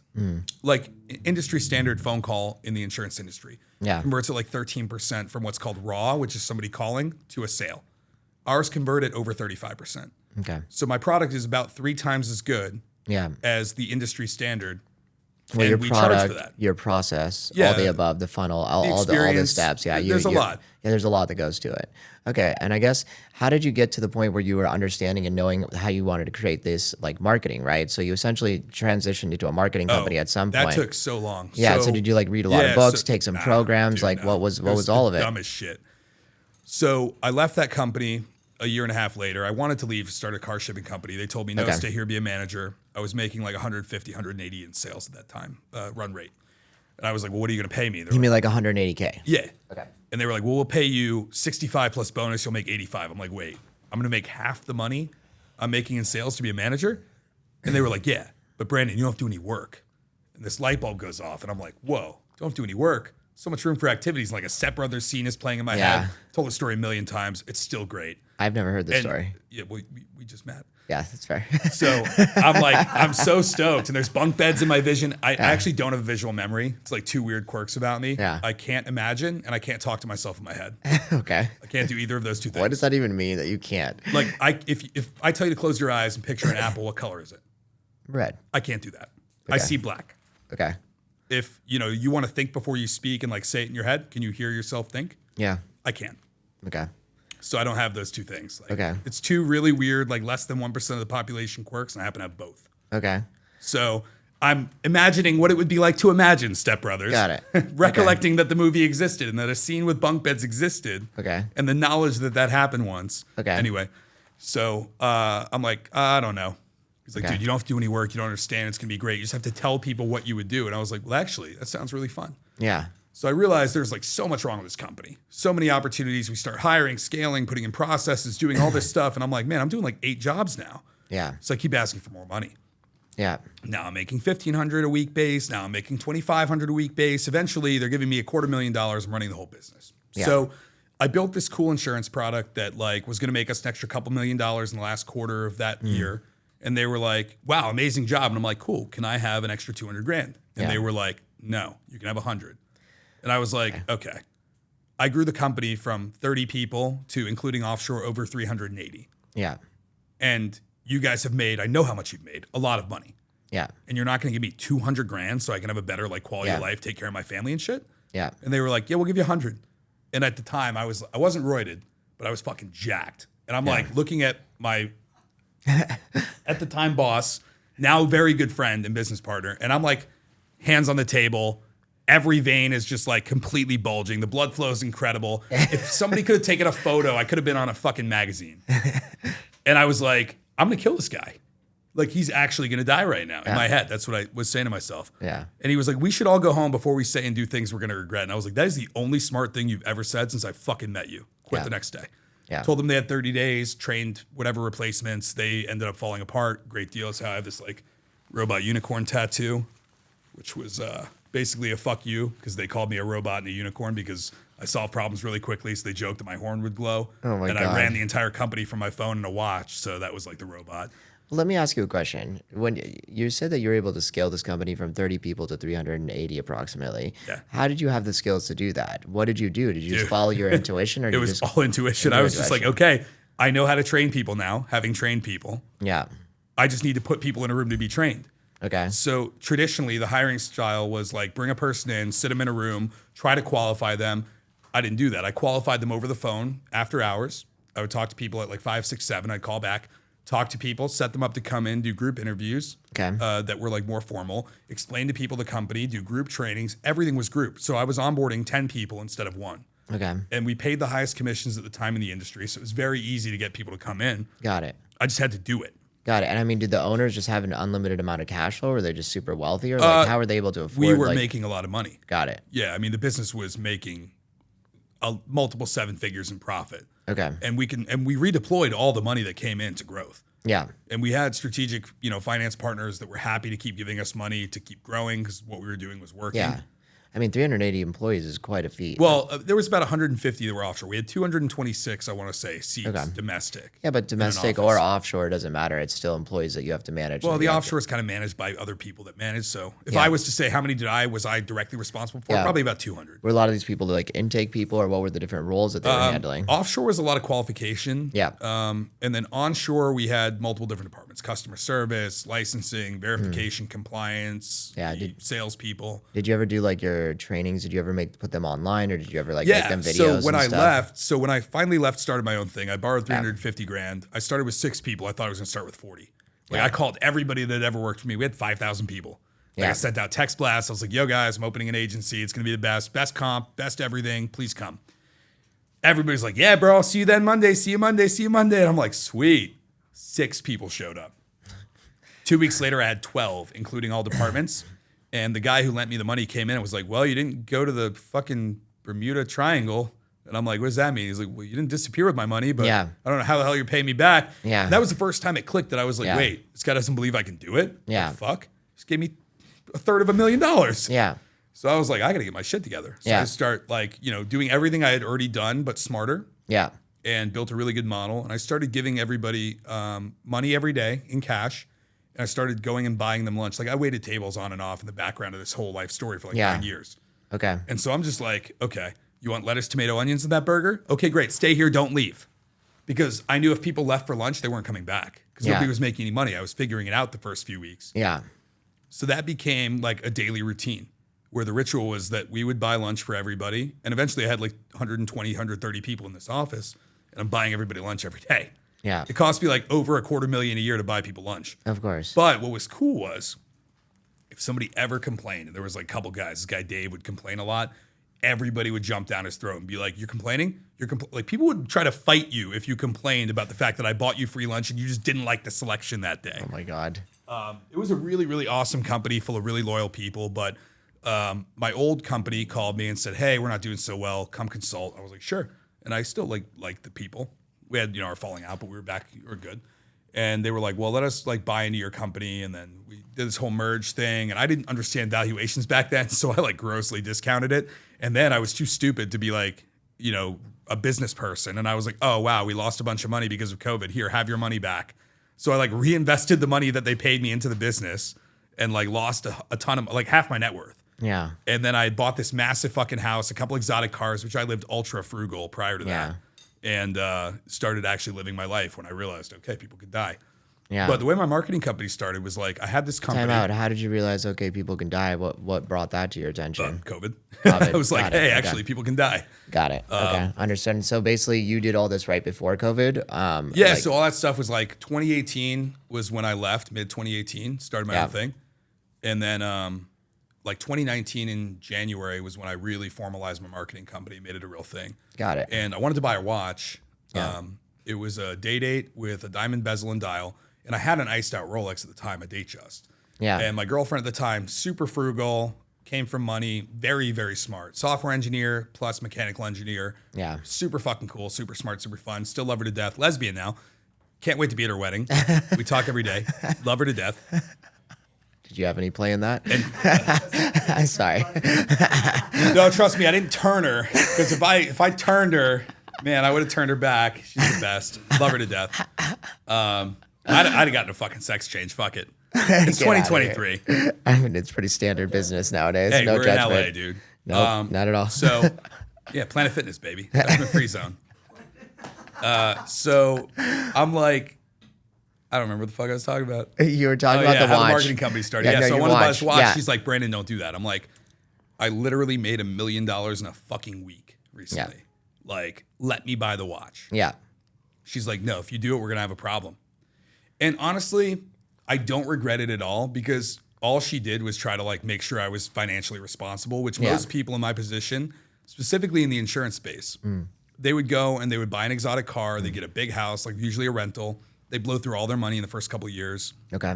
And that was it. But why didn't they keep it consistent if they're just selling good insurance products? Like, what's the issue? What do you mean? With like buying shit or? No, I mean, like you're saying if they just spend all their money, why don't they just keep making money then? Well, you do keep making money, but if you're spending the money that you're making, you're never really saving any money. Got it. Yeah. Okay, that makes So sense. like her whole thing was save your money, save your money, save your money. Yeah. And I grew up not knowing what money was. So Yeah. my first introduction to somebody who knew how to actually manage money happened to be my girlfriend that was telling me not to spend my money. Got it. So I bought like a $400,000 house. I mean, like I made like a couple $1 million in 90 days, bought a $400,000 house, not cash, financed, leased a BMW, very conservative for what I could have done. And a lot of people in my space would be like driving Ferraris and Lambos. We used to call them the Ferrari boys, like joking around. But wait, how did you make a couple $1 million in like $1 million in a week? Was it Keep just scaling? But it was still Reinvest it every was- dollar into a model. But was this marketing company now, or was this you're still in the sales? Insurance. Yeah, you're still in it. Yeah, Got it. It Okay. was so my niche. What made us like so successful was we sold products that were higher priced than everybody else. So we would sell like a $500 plan. Everybody else would sell like a $230 plan. Okay. So $500 plan pays a better commission. Of course. I would augment my lead buying strategy to have higher affordability. And then we would have all these like throwaway leads. So my agents would hang up on somebody if they didn't have over $250 to spend. The button in our system was literally broke under $250. Like to imply that you don't have $250 a month at our call center equivalent to you're broke. Got it. It was that. And 200 was the average in the industry. How are you figuring out that they have that kind of money? When you're buying, you do specific targeting parameters and you make sure that certain values are greater than, or you don't buy the lead. Okay. So And the leads are able to track this information. they capture the information. Yeah. When the forms are filled out, They ask So, people specifically. Okay, got they'll it. ask their income, et cetera. So like one of my niches back then was like 50K in income plus another variable. Got it. And so we were getting all these people that we were turning away. So instead of like throwing them away, I started calling friends and being like, let me sell these to you. Yeah. And that was the genesis. I was like, well, if I buy this watch with money on the side, she can't get mad. So we start doing that. And then they start complaining. They're like, some of these people are too poor for us. Yeah. And I'm like, well, fuck. Nobody sells ACA in a call center because nobody can make it work financially. So I was like, okay, I'm going to figure this out. So I call my friends that are doing Medicare and I'm like, what happens if somebody's not 65 yet or doesn't have 2 years of Social Security disability? Those are the two eligibility criteria. Yeah. They were like, well, we sell them like an ACA plan and then we just, we transfer them when they're of age or whatever. And I'm like, okay. How many agents? They're like, just 2. I'm like, okay, let me keep those 2 guys really busy. Let's test something. They got rid of their entire Medicare department very quickly and moved into ACA. And like nobody else believed in it. Everybody was like, oh, Brandon's crazy. Yeah. He's like retired living in Hawaii. He's crazy. But in reality, like it was a very good model where you could duplicate your money 3 to 4 times. I don't know, dude. I'm not used to having little cups of water. I don't know what I'm looking for. So ACA, one more time. What is that? Affordable Care Act. So like your Obamacare insurance. Okay, got it. So people would think that your acquisition cost for a health insurance plan to sell one was like $400 on marketing. So if you sold an ACA plan that's only worth, let's say, $500, you'd have no money. You wouldn't make any money. Okay. Even at scale, $7,500 a plan versus what you're making elsewhere, it's not worth it. So how much are you making typically on a $500 plan? Well, today? Back then? Back then, oh my God, $420 because the marketing had no cost. We didn't know what it was. So I started selling these calls for like $15. Today, I sell the same call for $75. Okay. But back then it was $15 because I just wanted to make an extra couple bucks to buy a watch. Yeah. So it was like $2,000. Then we were increasing the prices. We learned the value. $5,000, $10,000. One week we made $108,000 in profit. And I was like, holy fuck, this is a real business. Now it was pure side hustle money that was just coming from the byproduct of my existing business. It wasn't like I had no cogs because my cogs were baked on the other side. Okay. So eventually I was like, this is a real business. I shut everything down during COVID, moved to Hawaii. Everything was like great. Everything was dope. Yeah. And I was just living off insurance renewals and marketing money. And then I started dating this girl during COVID in 2021. And I got COVID, almost died, was living in Hawaii, decided I should probably like get back to like doing life, had like a mental breakdown, whole thing. And so I got back to work. I was dating this girl and like 6 months later, I'm laying in her bed and her apartment in New York was a New York apartment, very tiny. And I was like 4 a.m. I woke up at a flight at 6 and I'm like sweating. What the fuck is my life? I used to make a lot of money. Now I'm like living off of like shit I've already done and I can't live the lifestyle I want forever like this. But what happened to your company? Well, I shut it down during COVID because we're bleeding money. But why were you bleeding money? Just people weren't buying insurance? They didn't want to spend money. And the government was saying anything COVID related we'll pay for. So people were like, save your money. You lost your job. So all these people were losing their jobs. And we tried, like, I'm too nice. I knew like of the 200 people, I probably knew 180 of their wives, kids, husbands. You know, I knew everybody's name. Okay. Like I was invested. Yeah, with your friends and family. So I didn't want to get rid of these people. Like I wanted to keep these people. And it was very difficult for me to like stomach the losses, but I was like, I can't do it to these people. Like I can't. They've been with us for 5-7 years, whatever, however many years. We got to figure it out. Yeah. And our accountant at the time, our bookkeeper internally, was not doing a good job tracking our losses. Yeah. So we were bleeding like 100+ K a week per company as we like merged them back together. So we ran through like a couple $1 million very fast and then eventually had to fire everybody. And what I learned was, what have you done for me lately is all people care about. Because when we did have to finally let people go, very few people said thank you. Yeah. And meanwhile, Grant Cardone, who I despise for this, fired everybody on day one. Like COVID happened, fired everybody. Somebody was like, you want to come hang out with Grant Cardone? He's going to sign some books. One of our mutual friends was a jeweler. I was like, do not put me in a room with that guy. That won't go well. No, I didn't know that he did that. He also front ran all of his investors. There's a whole investigation about it. Terrible human being. There's a massive exposes. You can look it up. What do you mean by what is front run? So he would buy a property and then tell all of his investors, I'm getting you the best deal. I'm out here fighting for these deals, and then sell it to you for a markup. Yeah. So he basically scammed the people that were trusting. It's not a scam, but yes, misplaced trust. Yeah. Anyway, marketing company, I wake up in a cold sweat. I'm like, I'm going to build this thing, get it from like, whatever it was doing, 5.5 million or something to like 13, 12, change, whatever. Then I was like, all right, we'll keep going. Got up to 70 and, now over 100, which is great.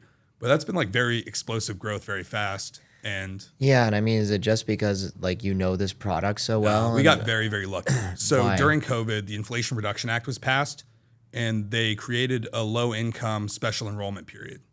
So like in health, if you're not buying during open enrollment, you need to have what's called a qualifying life event that triggers a special enrollment period. Okay.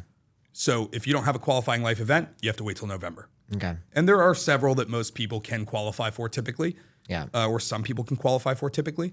But now anybody under a certain income, like poverty level, can get it any time of year. Okay. When that happened, business became all year instead of seasonal, and we were able to grow and teach people to grow. So I had a Medicare agency that... but I don't understand why they don't just allow it to be all year anyways. I think it's to try to incentivize people to actually do it and to manage costs. Got it. I mean, like, I know it's a legal Because if requirement somebody in just woke up California. on let me give you an example. If somebody Yeah. wakes up on like a Thursday in the middle of like August and starts feeling sick and then buys insurance, they're tainting the risk pool. So now you have more sick people that are only buying insurance because they got sick. Yeah. And now they're putting an extreme burden of stress on the actual system. Because you're taking people that never paid before that want to pay now, but only because they know they're going to have medical bills that are going to be massive and bankrupt them. So it's So that's- almost like they're that's why trying they to did work that. where they're trying to work the system instead of just like buying And they're it trying for to the sake of prevent it. that by telling you buy it, pay all year Yeah. round, put in the money that can help manage the risk pool. 'Cause But that's I what also it think is. it's ridiculous to force people to get insurance. I don't disagree with that. Yeah, and it's also ridiculous of the insurance rates that they have for property and casualty in the state of California. I mean, A lot but of all states. this, yeah, but it makes sense, right? The insurance companies are going to lobby for this kind of stuff. They want people to make sure that they have one, and they want to give them the lowest coverage possible. And then when people are super sick, they don't have to pay out. But that's a whole different Now it's conversation. regulated, and they do need to pay out. Yeah, Provide like ACA is ACA, everything's covered. yeah, There are certain specialty drugs and stuff that some plans don't cover, but Yeah. all your basic essentials, your hospital trips. Yeah. At the end, you might have a high deductible, but it's covered. yeah. So it is So- actually a so really good program. You're a fan of ACA. I think it's good because people should have insurance because Yeah. the strain that it puts on the healthcare system Yeah. for people that are not insured is not good. Yeah, I think that what would be better would be people actually giving a shit and taking preventative care seriously. of course. Because like people don't take preventative care seriously. No, they're They just putting wait till they get Band-Aids. sick. It's very reactive. Like people talk about other societies with socialized Medicare or Yeah. medicine rather, or like socialized society period where it's like, hey, we are socialists. Great. Yeah, They're usually smaller demographics that are much healthier.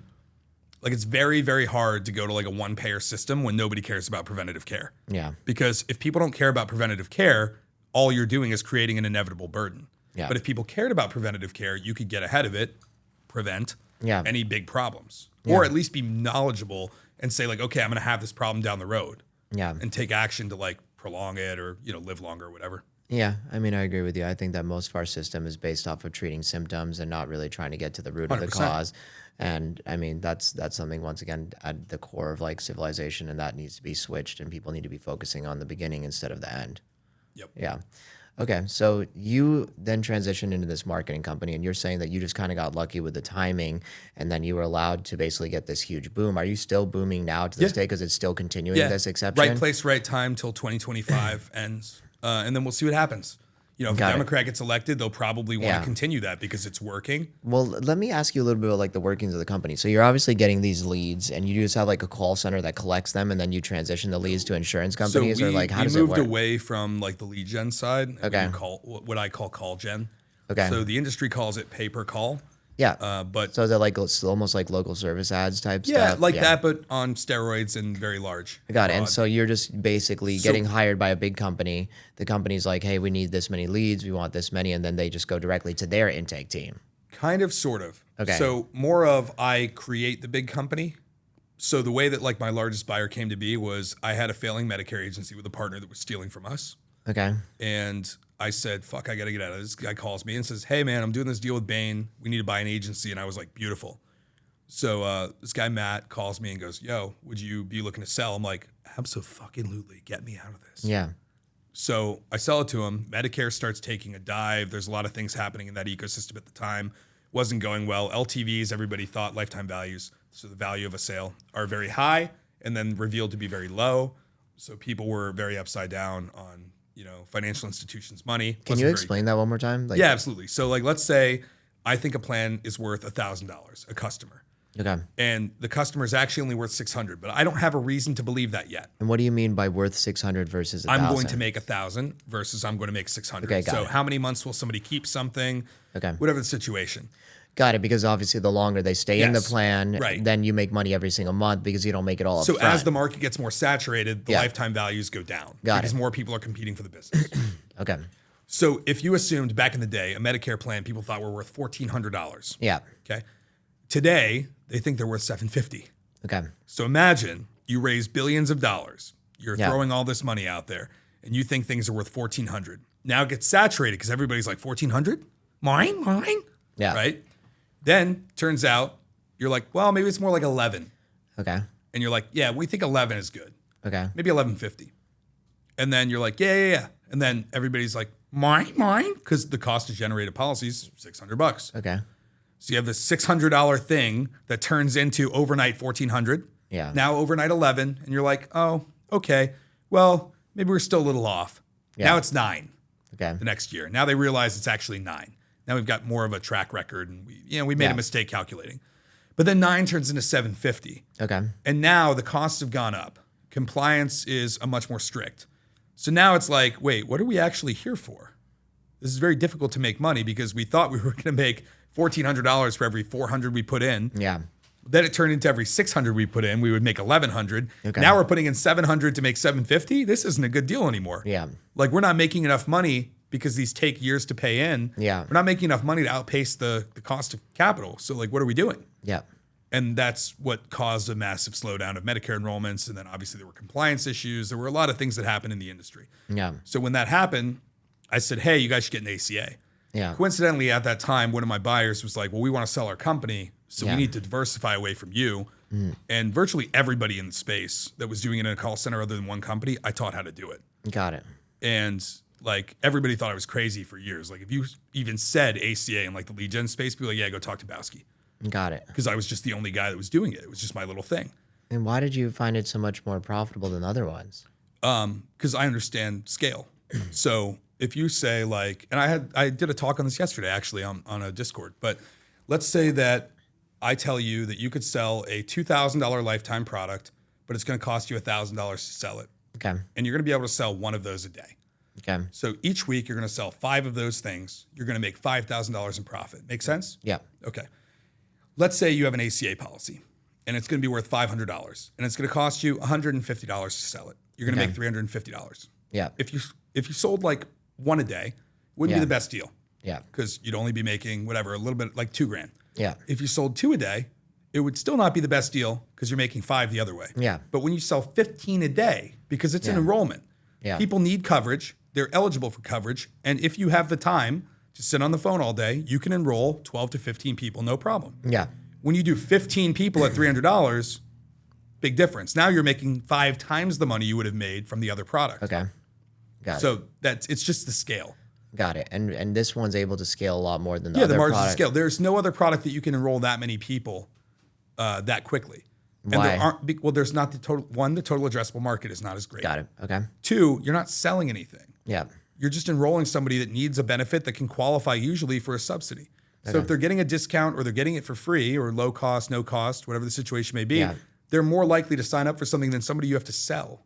Got it. So because there's no sale process, we don't have to do like a form, call them, and then qualify them. We can qualify them on a web page. So I'll run an ad. Somebody will click that ad, or a partner will run an ad, like an affiliate. They'll run an ad. Somebody will click that ad. They'll go to a page. They'll fill out a brief quiz of a few questions. They'll be given a number to call based on the inputs. So like, let's say they're not an ACA candidate. We still have stuff for them. There's probably stuff that demographic will be eligible for. Yeah. Let's say they are a candidate. Here's a phone number to call. So they call that phone number. They speak to an agent. 6 minutes later, 10 minutes later, 12 minutes later, whatever the situation, they have insurance. Okay. And that starts effective the next month. Got it. So you were basically able to find a product that is just going to be better because of the way that it's able to be sold, because of the regulations that are around it, and because of the amount that you can sell. And so you were able to find basically the best product within your industry, and now you're able to figure out a way to scale it. Yeah, a lot of people couldn't figure out how to make it profitable. Got it. So once we did that and we convinced people that like you Yeah. could make a lot of money doing this, Yeah. they were like, oh yeah, let's do it. Got it. But why couldn't they figure it out and you could figure it out? If I don't know if you have that answer. I think the answer is because in the health insurance space, everybody thought that a $250 to a $400 CPA, cost per acquisition, was Yeah. what it was. Yeah. People didn't take into account the fact that if somebody qualified for a subsidy, it would cost a lot less because more people would enroll. And what's a subsidy? The government pays for a portion of your plan Okay. or all of your plan, depending on your income. Got it. Okay. And so that made a huge difference. Yeah, because and they've Because been now doing that a since lot more- Obamacare started. Yeah, so now a lot more people that wouldn't be able to afford it Right. before could now afford it, and it made it a lot easier to sell this product. Yes. Okay. Because it's not a sale, it's an enrollment. It's an enrollment. So now. getting somebody on the phone, spending an Yeah. hour trying to sell them something not they having don't to necessarily want Yeah. versus getting on the phone and in that same hour getting 4 people enrolled into a thing they do want. Got it. You're not selling it to somebody. You're Right. more just helping somebody fill out an application, Exactly. which is almost like in 2008 when people are before 2008 when they were still just giving applications for like a loan. People had so much equity Yeah. in their home. It wasn't even making a sale. It's just like the people were just filling out paperwork. Got it. What a cool process that you've gotten to this point. Yeah, it's been I was right place, right time, Yeah. and believed in a concept that took a long time to convince people of. I mean, for a long time, like I had blue hair. I always dress a little weird. Like I'm kind of erratic in where I live. People are kind Yeah. of like, what's this guy doing at any given time? But Yeah. so a lot of the time I'll say like, here's the numbers, and people are like, there's no fucking possible way. Got it. And it took me years to be like, actually, there's a way. Here's the way. This is the way. This is the way. But okay, so you said that you're giving a talk, right? And that talk that you give, is it specifically about selling this type of health insurance, or is it about how to make this kind of money in other aspects of your life too? Well, there's a few different talks. So I have a talk that's called $100 Million Side Hustle that basically just teaches people how to create the game or simulation Okay. and uses my story as an anecdote. Yeah. So like the napkin math, the notes file, the eventual Excel sheet, and then figuring out what the opportunity is. Okay. And once you figured out the opportunity, is just how big can we grow it? How big do we think we can grow it? Okay. So that's the game. Okay.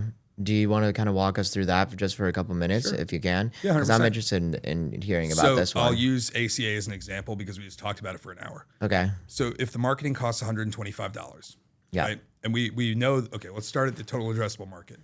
45-ish million Americans, 18 million enrolled, 27 outstanding. A lot of people. Okay. 27 million people is a lot of people to talk to. Got it. So when you're first getting into the game, you need to figure out what your target market Right, is. exactly. You got to figure so out you who are the figured people out, you can actually like go if into. you're selling shoes, Yeah. how many people like this type of shoe? I don't Yeah. know. Is your shoe similar to all the big brands, or are you doing your own crazy new shoe thing that people might not like? Got it. Maybe stick to the thing people like first because you have a higher chance of being successful. Got it. Okay. Understood. So whatever. You figure out how many people like a thing. Yeah. And honestly, like this doesn't apply if you're creating your own market. Yeah. If you're starting from scratch in a thing nobody's ever done, Yeah. just hope that the financials work out. Run some tests. And my advice would be like run a bunch of tests on advertising to figure out, are people going to buy this product even if it doesn't exist yet? Yeah. Did you get enough cheap clicks? Did people go to the checkout page? Yeah. Did people purchase the thing in a way that was profitable early on or close to profitable? Yeah. With a plan for profitability. Okay. Because what a lot of people do is they get married to an idea of a business. They're like, I have this great idea. And that idea becomes them, or they become the idea. And now they want to identify as the idea. They're a Got it. founder of a thing, which I hate the term founder. Yeah. Because most people that are founders have never made $5 in their lives. But Got it. Anyway, you have people that get married to an idea, and now they are the concept. And they never actually did the math. They never actually did the testing. They didn't figure out the viability of the particular product. Yeah. They just said, I am this product now. This is my Yeah. great idea. Isn't it great? And it might be the best idea in the world, but still not profitable. Yeah. And a lot of people have done that. And Yeah. I'm sure we've all known people that have done it. They're like, this is my new business. And it's like, Yeah. did you think this through, bro? No. Yeah, it's interesting. I'm working on a project right now where me and a partner, we created this water bottle, and the water bottle has like a cup on the bottom. It holds a spork in the bottom of it, and it has a plate that wraps around the outside of it. So basically you don't need single-use plastics anymore. And we're getting to the point where we are about to hire a marketing company. And like when I'm talking to you, it's like the problem with there's no problem with it. The cost to create the product itself is very high, and so our margins are not very good. We have to sell the thing for like $60, and we're still only going to making 100% on like it costs $25 with shipping and So graphics. give me the product all over again. So it is a water bottle. Okay. The water bottle on the bottom has a cup that screws off. In the bottom of the water bottle, there's a spork that sits inside of it in a little container. And then there's a plastic plate that clips around and hugs to itself. And so, yeah, we've done a little bit of our product, like searches online, and we see what Hydro Flask, we see what all the competition is selling it for, but we know that the cost to create their product is significantly less, right? It's a couple dollars to create their water bottle. But for us, the cost of just creating the water bottle alone is $20. And then that doesn't include the shipping, and it doesn't include the graphics and like the what is it called, the boxing that it comes in. So so we're trying to figure out if it's a viable product to sell, without having to sell it for like $80. So the testing that I would do is, and don't worry about the price you're selling it for if you can justify the value. Okay. So I would look at who's going to use this product. It's either going to be your everyday average Joe going to work or working out in the field doing construction or something. Yeah. That guy you can't sell the product to. He can't afford it. He's out. Yeah. The person who could afford it might be like a bodybuilder, somebody who's very healthy and active that has like a busy lifestyle. Yeah. So that person could definitely afford it. They're busy. They have a job. They want to go to the gym in the afternoon. Yeah. And they want to be able to consolidate everything into one little package. Yeah, we're thinking Maybe about like hiking people too, like camping people. Yeah, absolutely. Camping and hiking. But you're camping and hiking versus your entrepreneur. Yeah. I mean, Alex said it. It was designed for people going to Burning Man. That's literally what it was created for. And so, I mean, but that's only 80,000 people. That's not a huge and of market. The 80,000, let's say you penetrate 1%. Yeah. 800 people. Yeah. Okay, you made, whatever, 50 grand in rev. Got it. Okay. So I would run testing in general and just see if people like the idea. So you build a landing page, a Spotify store, whatever. Okay. You get people to pre-purchase the product. Okay. Or you tell them that there's an extremely long wait time. And it's coming out in a couple months. Yeah, you can do pre-orders. Got it. Or you can also just make like 100 of them. Yeah, we were going to make a couple thousand because we have to. That's the smallest run we can do. So make a couple thousand and see how they sell. Yeah, before we do like a huge run. Married. Yeah. Because if you hire first of all, you don't need to hire a marketing company for that. No, we can do it ourselves. Yes, yeah. 100%. Yeah. Start off with affiliates and see if you can get like influencers to be interested in the product. Yeah. Once you have some influencers interested, work out a commission structure that makes sense for them to see if people like the product. Got it. If people like the product, now dump a ton of money into it. But you only need a small test of people to see if they like it. Yeah. Because if people like it and they're like, wow, this is amazing, and you reach out to them using like automated tech or even humans to like get feedback. Yeah. And people are like, oh, dude, this product's sick. Took it to Burning Man. It was amazing. I went hiking in Yosemite. It was sick. Yeah. Oh my God. It was amazing. Love this thing so much. Got to buy another one for my cousin, whatever. Got it. Now, okay, hey, there's something here. But if people are like, yeah, it's a cool novelty product, it but it it's dies not with that exciting. 2000. Yeah. Right. Dies I with think it's a 2000. great product, but your cost is really high, which is your barrier to market. Yeah.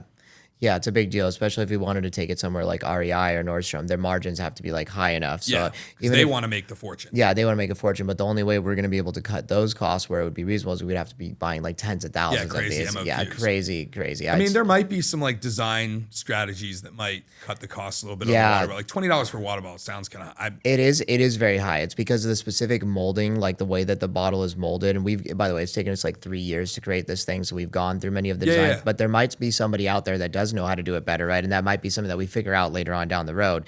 But as of right now, this was the most cost efficient way that we could figure out how to bring it to market. Yeah. I mean, I would test it with influencers and small batch ads and see what they think. Yeah. Target bodybuilders, target hikers, target, those type of people. Yeah. But honestly, you could go B2B to construction companies. Yeah. If you find a construction company with 1,000 people working in the field, like a Toll Brothers or something that has thousands of employees, and you're like, hey, get this for your guys. It'll make it easier. It'll speed up lunchtime, increase productivity. Yeah. You could make that case. Yeah. And if you made that case and you had some like type of actuary or somebody do a data analysis to say they're going to be more efficient because they're going to have more time because they're going to spend less time fidgeting with food and stuff. Yeah. Who knows? Could be a realistic argument. Okay. Got it. I mean, it's going to be a lot of different avenues that we're going to have to go look down, but I think the affiliate marketing too is going to be a huge part of it. Yeah. People that want to save the planet, people that want to, have less start of a looking at plastic like impact. newsletters, start looking at like the websites that have travel blogs that are focused on people backpacking, van people, stuff like that. Yeah, I guess, okay, so not to make too much down the road of my product. Yeah, let's hear about your Discord. Sure. Okay, cool. Yeah. So every Thursday I do like an Ask Me Anything thing. So I run this business community called Moda Collective on Facebook. It's like 11,000 people. There's a couple certed billionaires, a lot of millionaires, a lot of multimillionaires, and a lot of people that are just kind of getting there, making a few $100,000 a year. Okay, and how do you get to join this Discord? So this is the Facebook group. Okay. Totally different. So our Facebook group is kind of like the feeder to the Discord to me because I run this group totally free. There's no monetization. It's not like, I do anything. I just sit here and approve posts all day, give people feedback. And during the pandemic, we were doing clubhouses where myself and other experts from different industries would come talk about their expertise. Okay. And we had hundreds of people that wanted to join them. And over time, it started to die down. People got back to life, whatever. But we made this business group, and people from all walks of life with all different networks and experiences are able to share that experience, that network with each other. So you can get pretty much anything. I mean, I'm at the point where like if I need something tomorrow, I can make a post and I can find whatever the fuck it is. Like this girl wanted to hold an octopus, this girl I was talking to. She was like, I want to hold an octopus. Sounds ridiculous, but a guy joined my Ask Me Anything thing back in January. He was one of the earliest members and he was like, how could I get more business for my like celebrity aquarium business? Coincidentally, the guy also works with public and private aquariums all over the country and can get me to be able to hold an octopus. So that guy was like, what do you mean? You know, like the aquarium guy. And I was like, I didn't even think of that. Yeah. Little shit like who the fuck can get you to hold a fucking octopus? It's just absolutely That's the ridiculous. power of community, baby. I mean, okay. And so I wanted to do like, I was doing these free coaching sessions where I would spend like 15, which turned into 30 minutes every day. Yeah. And I would just give like an hour of my day to 2 people. And people were having great results. Like, oh my God, you changed my life. I did this because I was bored last year. Yeah. Like I was bored during a downtime waiting for the business to pick back up.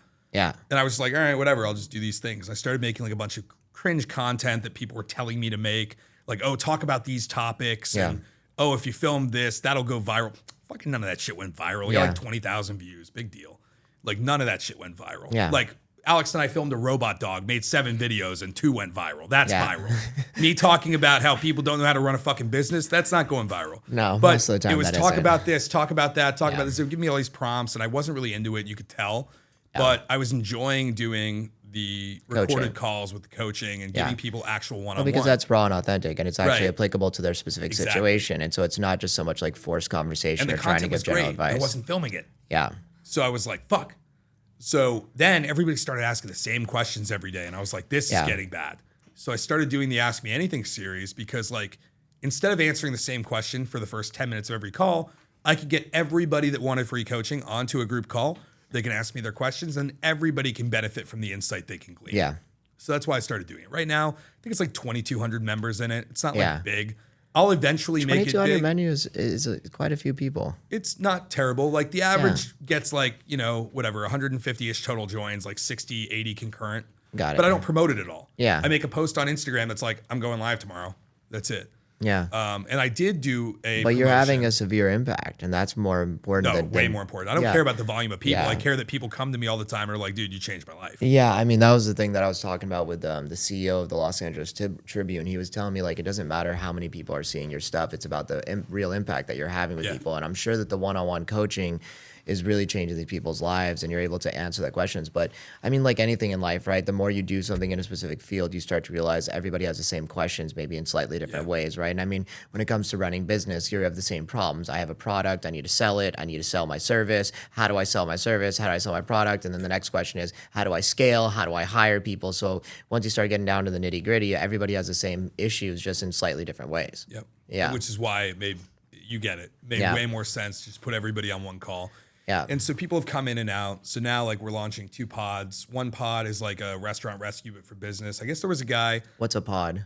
podcast. Okay, got it. This guy did one that was called The Profit, a TV show, I think. Okay. But his thing was like he took interest in the businesses. He was doing it as like a business. Yeah. Where I'm just doing it philanthropically. So Yeah. people can apply to basically have me give them a couple hours of my time. Yeah. You know, they fly out here, we cruise around in a Sprinter van, we talk about stuff, help them learn how to grow their business, scale their business, exit their business, whatever it is they're trying to accomplish. Okay. And the You other should do one, that, but you should do it and you should get a percentage of the growth. I don't want to do that. Got it. Because the last guy that did that, everybody thought he was a piece of shit. Because he was like putting people into predatory deals, I'm told. I don't know this is true. This is what I Got was it. told. I never watched the show. I don't know the guy. But somebody was like, yeah, it sounds an awful lot like this. And then I was like, oh, well, how'd that go? And they were like, well, everybody hates the guy. Well, maybe if you do it in a way that is, I don't need the money anymore. That's the thing. That's That's- why I don't want it. I want people to Got it. win. I had a plan during COVID, which was if everything hits the fan, I'm going to start doing consulting for 10% of a business. I guess I'm not saying it for like a monetary point. Yeah. What I'm saying it more is just like when you have a bone in the fight, it makes it a lot more exciting, right? And so like you're then part of the team and like that kind of makes it exciting. And the way that I was going to frame it would be like if they hit like certain success points, Mm-hmm. then you take, you know, a piece of it or maybe at that point. But also I do respect the fact that you don't care. Yeah, You're just I actually just doing like it for doing the it. sake. You're just like doing it, which is 100 times better than what I'm thinking. That's probably because I'm in a different financial situation than you are. I'm still figuring shit out. So for me, my brain's still figuring out ways to make money, right? I think like Yeah. helping other people achieve their goals makes Yeah. me really happy. Yeah. Like I talk to people from all walks of life all the time Yeah. for totally fucking free. Yeah. If somebody wants like subject matter expertise from Yeah. me, I charge a lot of money. Yeah. And I got into like an argument with somebody on the internet because I made a post and it was just like, what would you pay for consulting? 500,000, 5,000, 20,000, whatever.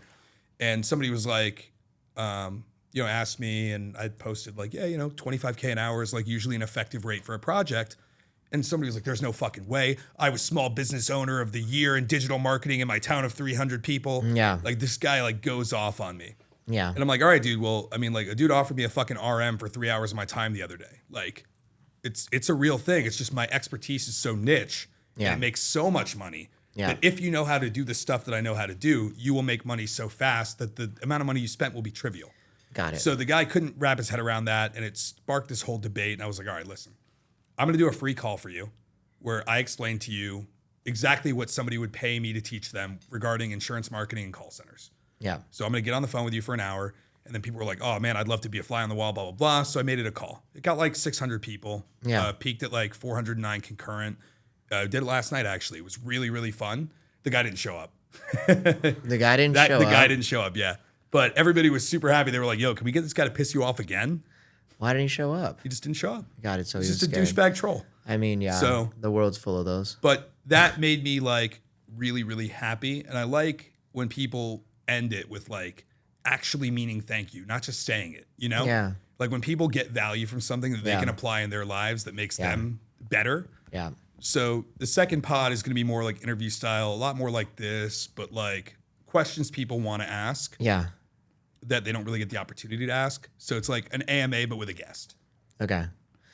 How cool. So you're working on a couple different projects. Yeah, just fun. Just like Yeah. take a day out of my life and just crush talking to people all day, which I do anyway. Got it. And if people want to join this Discord, how can they join? So discord.gg/Bowski, Bowsky. Okay, and that'll just give you access to Yeah, your and then page. you just go in, like, And then it's just verify that you and exist. Discord is just basically like a conversation, just like where people Yeah, are discussing it's literally stuff. just a chat. I mean, it's dead most of the week. I don't like look at it. It's literally just there for Thursdays, 8 Eastern, 5 Pacific, almost every week. Got it. If I have like a travel plan that comes in the way or whatever, I'll reschedule it. But And you're it's just free. there just giving coaching to people. Yeah, it's just totally free. Yeah. Ask whatever you want. You can ask about my personal life. People do. Is it like something where you can jump on with like video chat and stuff like that? I do. I video chat. I let guests come on. Like people can ask questions via text, Yeah. ask via voice, Got ask it. via video. So at this point, pretty much you have your marketing company. It's on like autopilot. Yep. It's just going, and it's going to continue making money, a lot of money at least it seems, until 2025.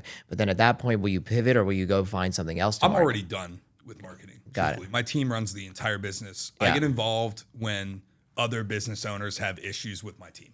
Got it. Or if I see something that like my team isn't seeing, I'll Yeah. get involved. Like I have a high level understanding of what's going on. I spend an hour or two a day maybe paying Yeah. attention, but the majority of my focus is on AI tech. So I want to talk about this project a little bit because I'm interested yeah. in hearing about it. So you're working on AI tech. What is this project and what are you doing with it? So the project itself is a conversational AI product. So conversational AI just means an AI that can talk to you Okay. in one way or another. Like on the phone? Most are text. Ours does phone, chat, text, and email, and can be used to either A, qualify you for a product, or B, service an existing customer. So, version 1, you might be getting a call from the AI, or you might call into the AI. It asks you a series of questions, transfers you to an agent or a customer service rep appropriately based on that.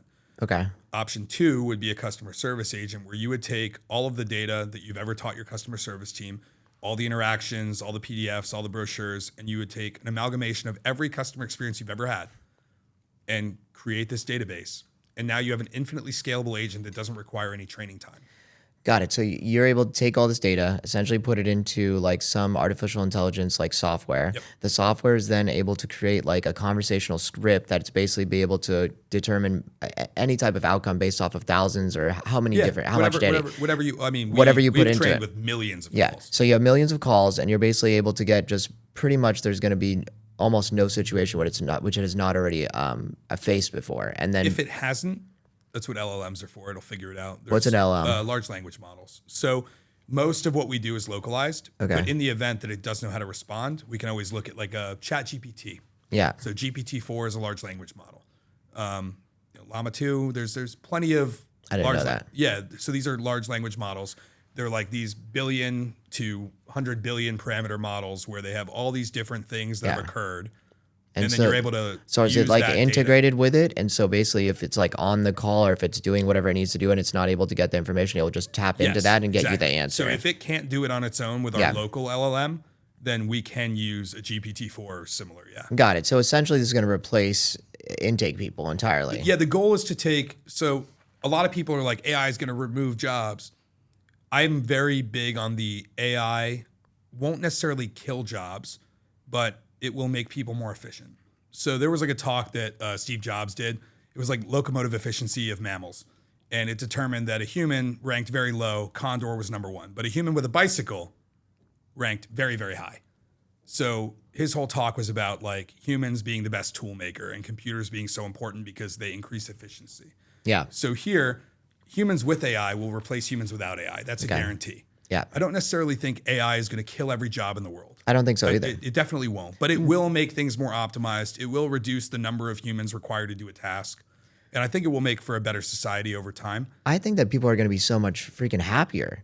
A lot of people are going to stop doing jobs that are the same repetitive thing over and over again. People are going to become more creative. They're going to have more space to literally think about things that they actually want to do with their lives instead of doing a job that is monotonous and repetitive over and over again. I mean, like we use a lot of AI in my firm too. Anything that is done more than once, I don't know why it would ever be done by a human being. Why isn't this just automatically You just set? stole my sales script. Yeah, sorry. Yeah, No, I mean, literally, my sales script is I want to take humans, reduce the amount of mundane tasks and jobs they don't like doing, and give them the ability to go do something they feel fulfilled by. Yeah. Like you just did my sales pitch for me without me having to tell you what my sales pitch was. I fucking love that. Yeah, I mean, dude, I just went to an AI conference this last week, a legal AI conference. So like I'm trying to get to the point too. I've not gotten there yet with my company. I'm still like handling 100 cases plus running my practice, but I need to bring in another lawyer. And I think I want to segue out and just handle like the big ones because I just want to really be researching how to make my business as efficient as possible. And there's so much technology coming out on a regular basis that it's one of those things where we have to be researching it, being super on top of it. And if you're not learning about AI and you're not on top of it, then you're just going to get left I behind. would tell you to consider hiring somebody to do that that's already in that space. Okay. So like we have full-time people that just do research. Yeah. Like data science people that just do research. That's their job. Their job is to see what's happening, what's going on.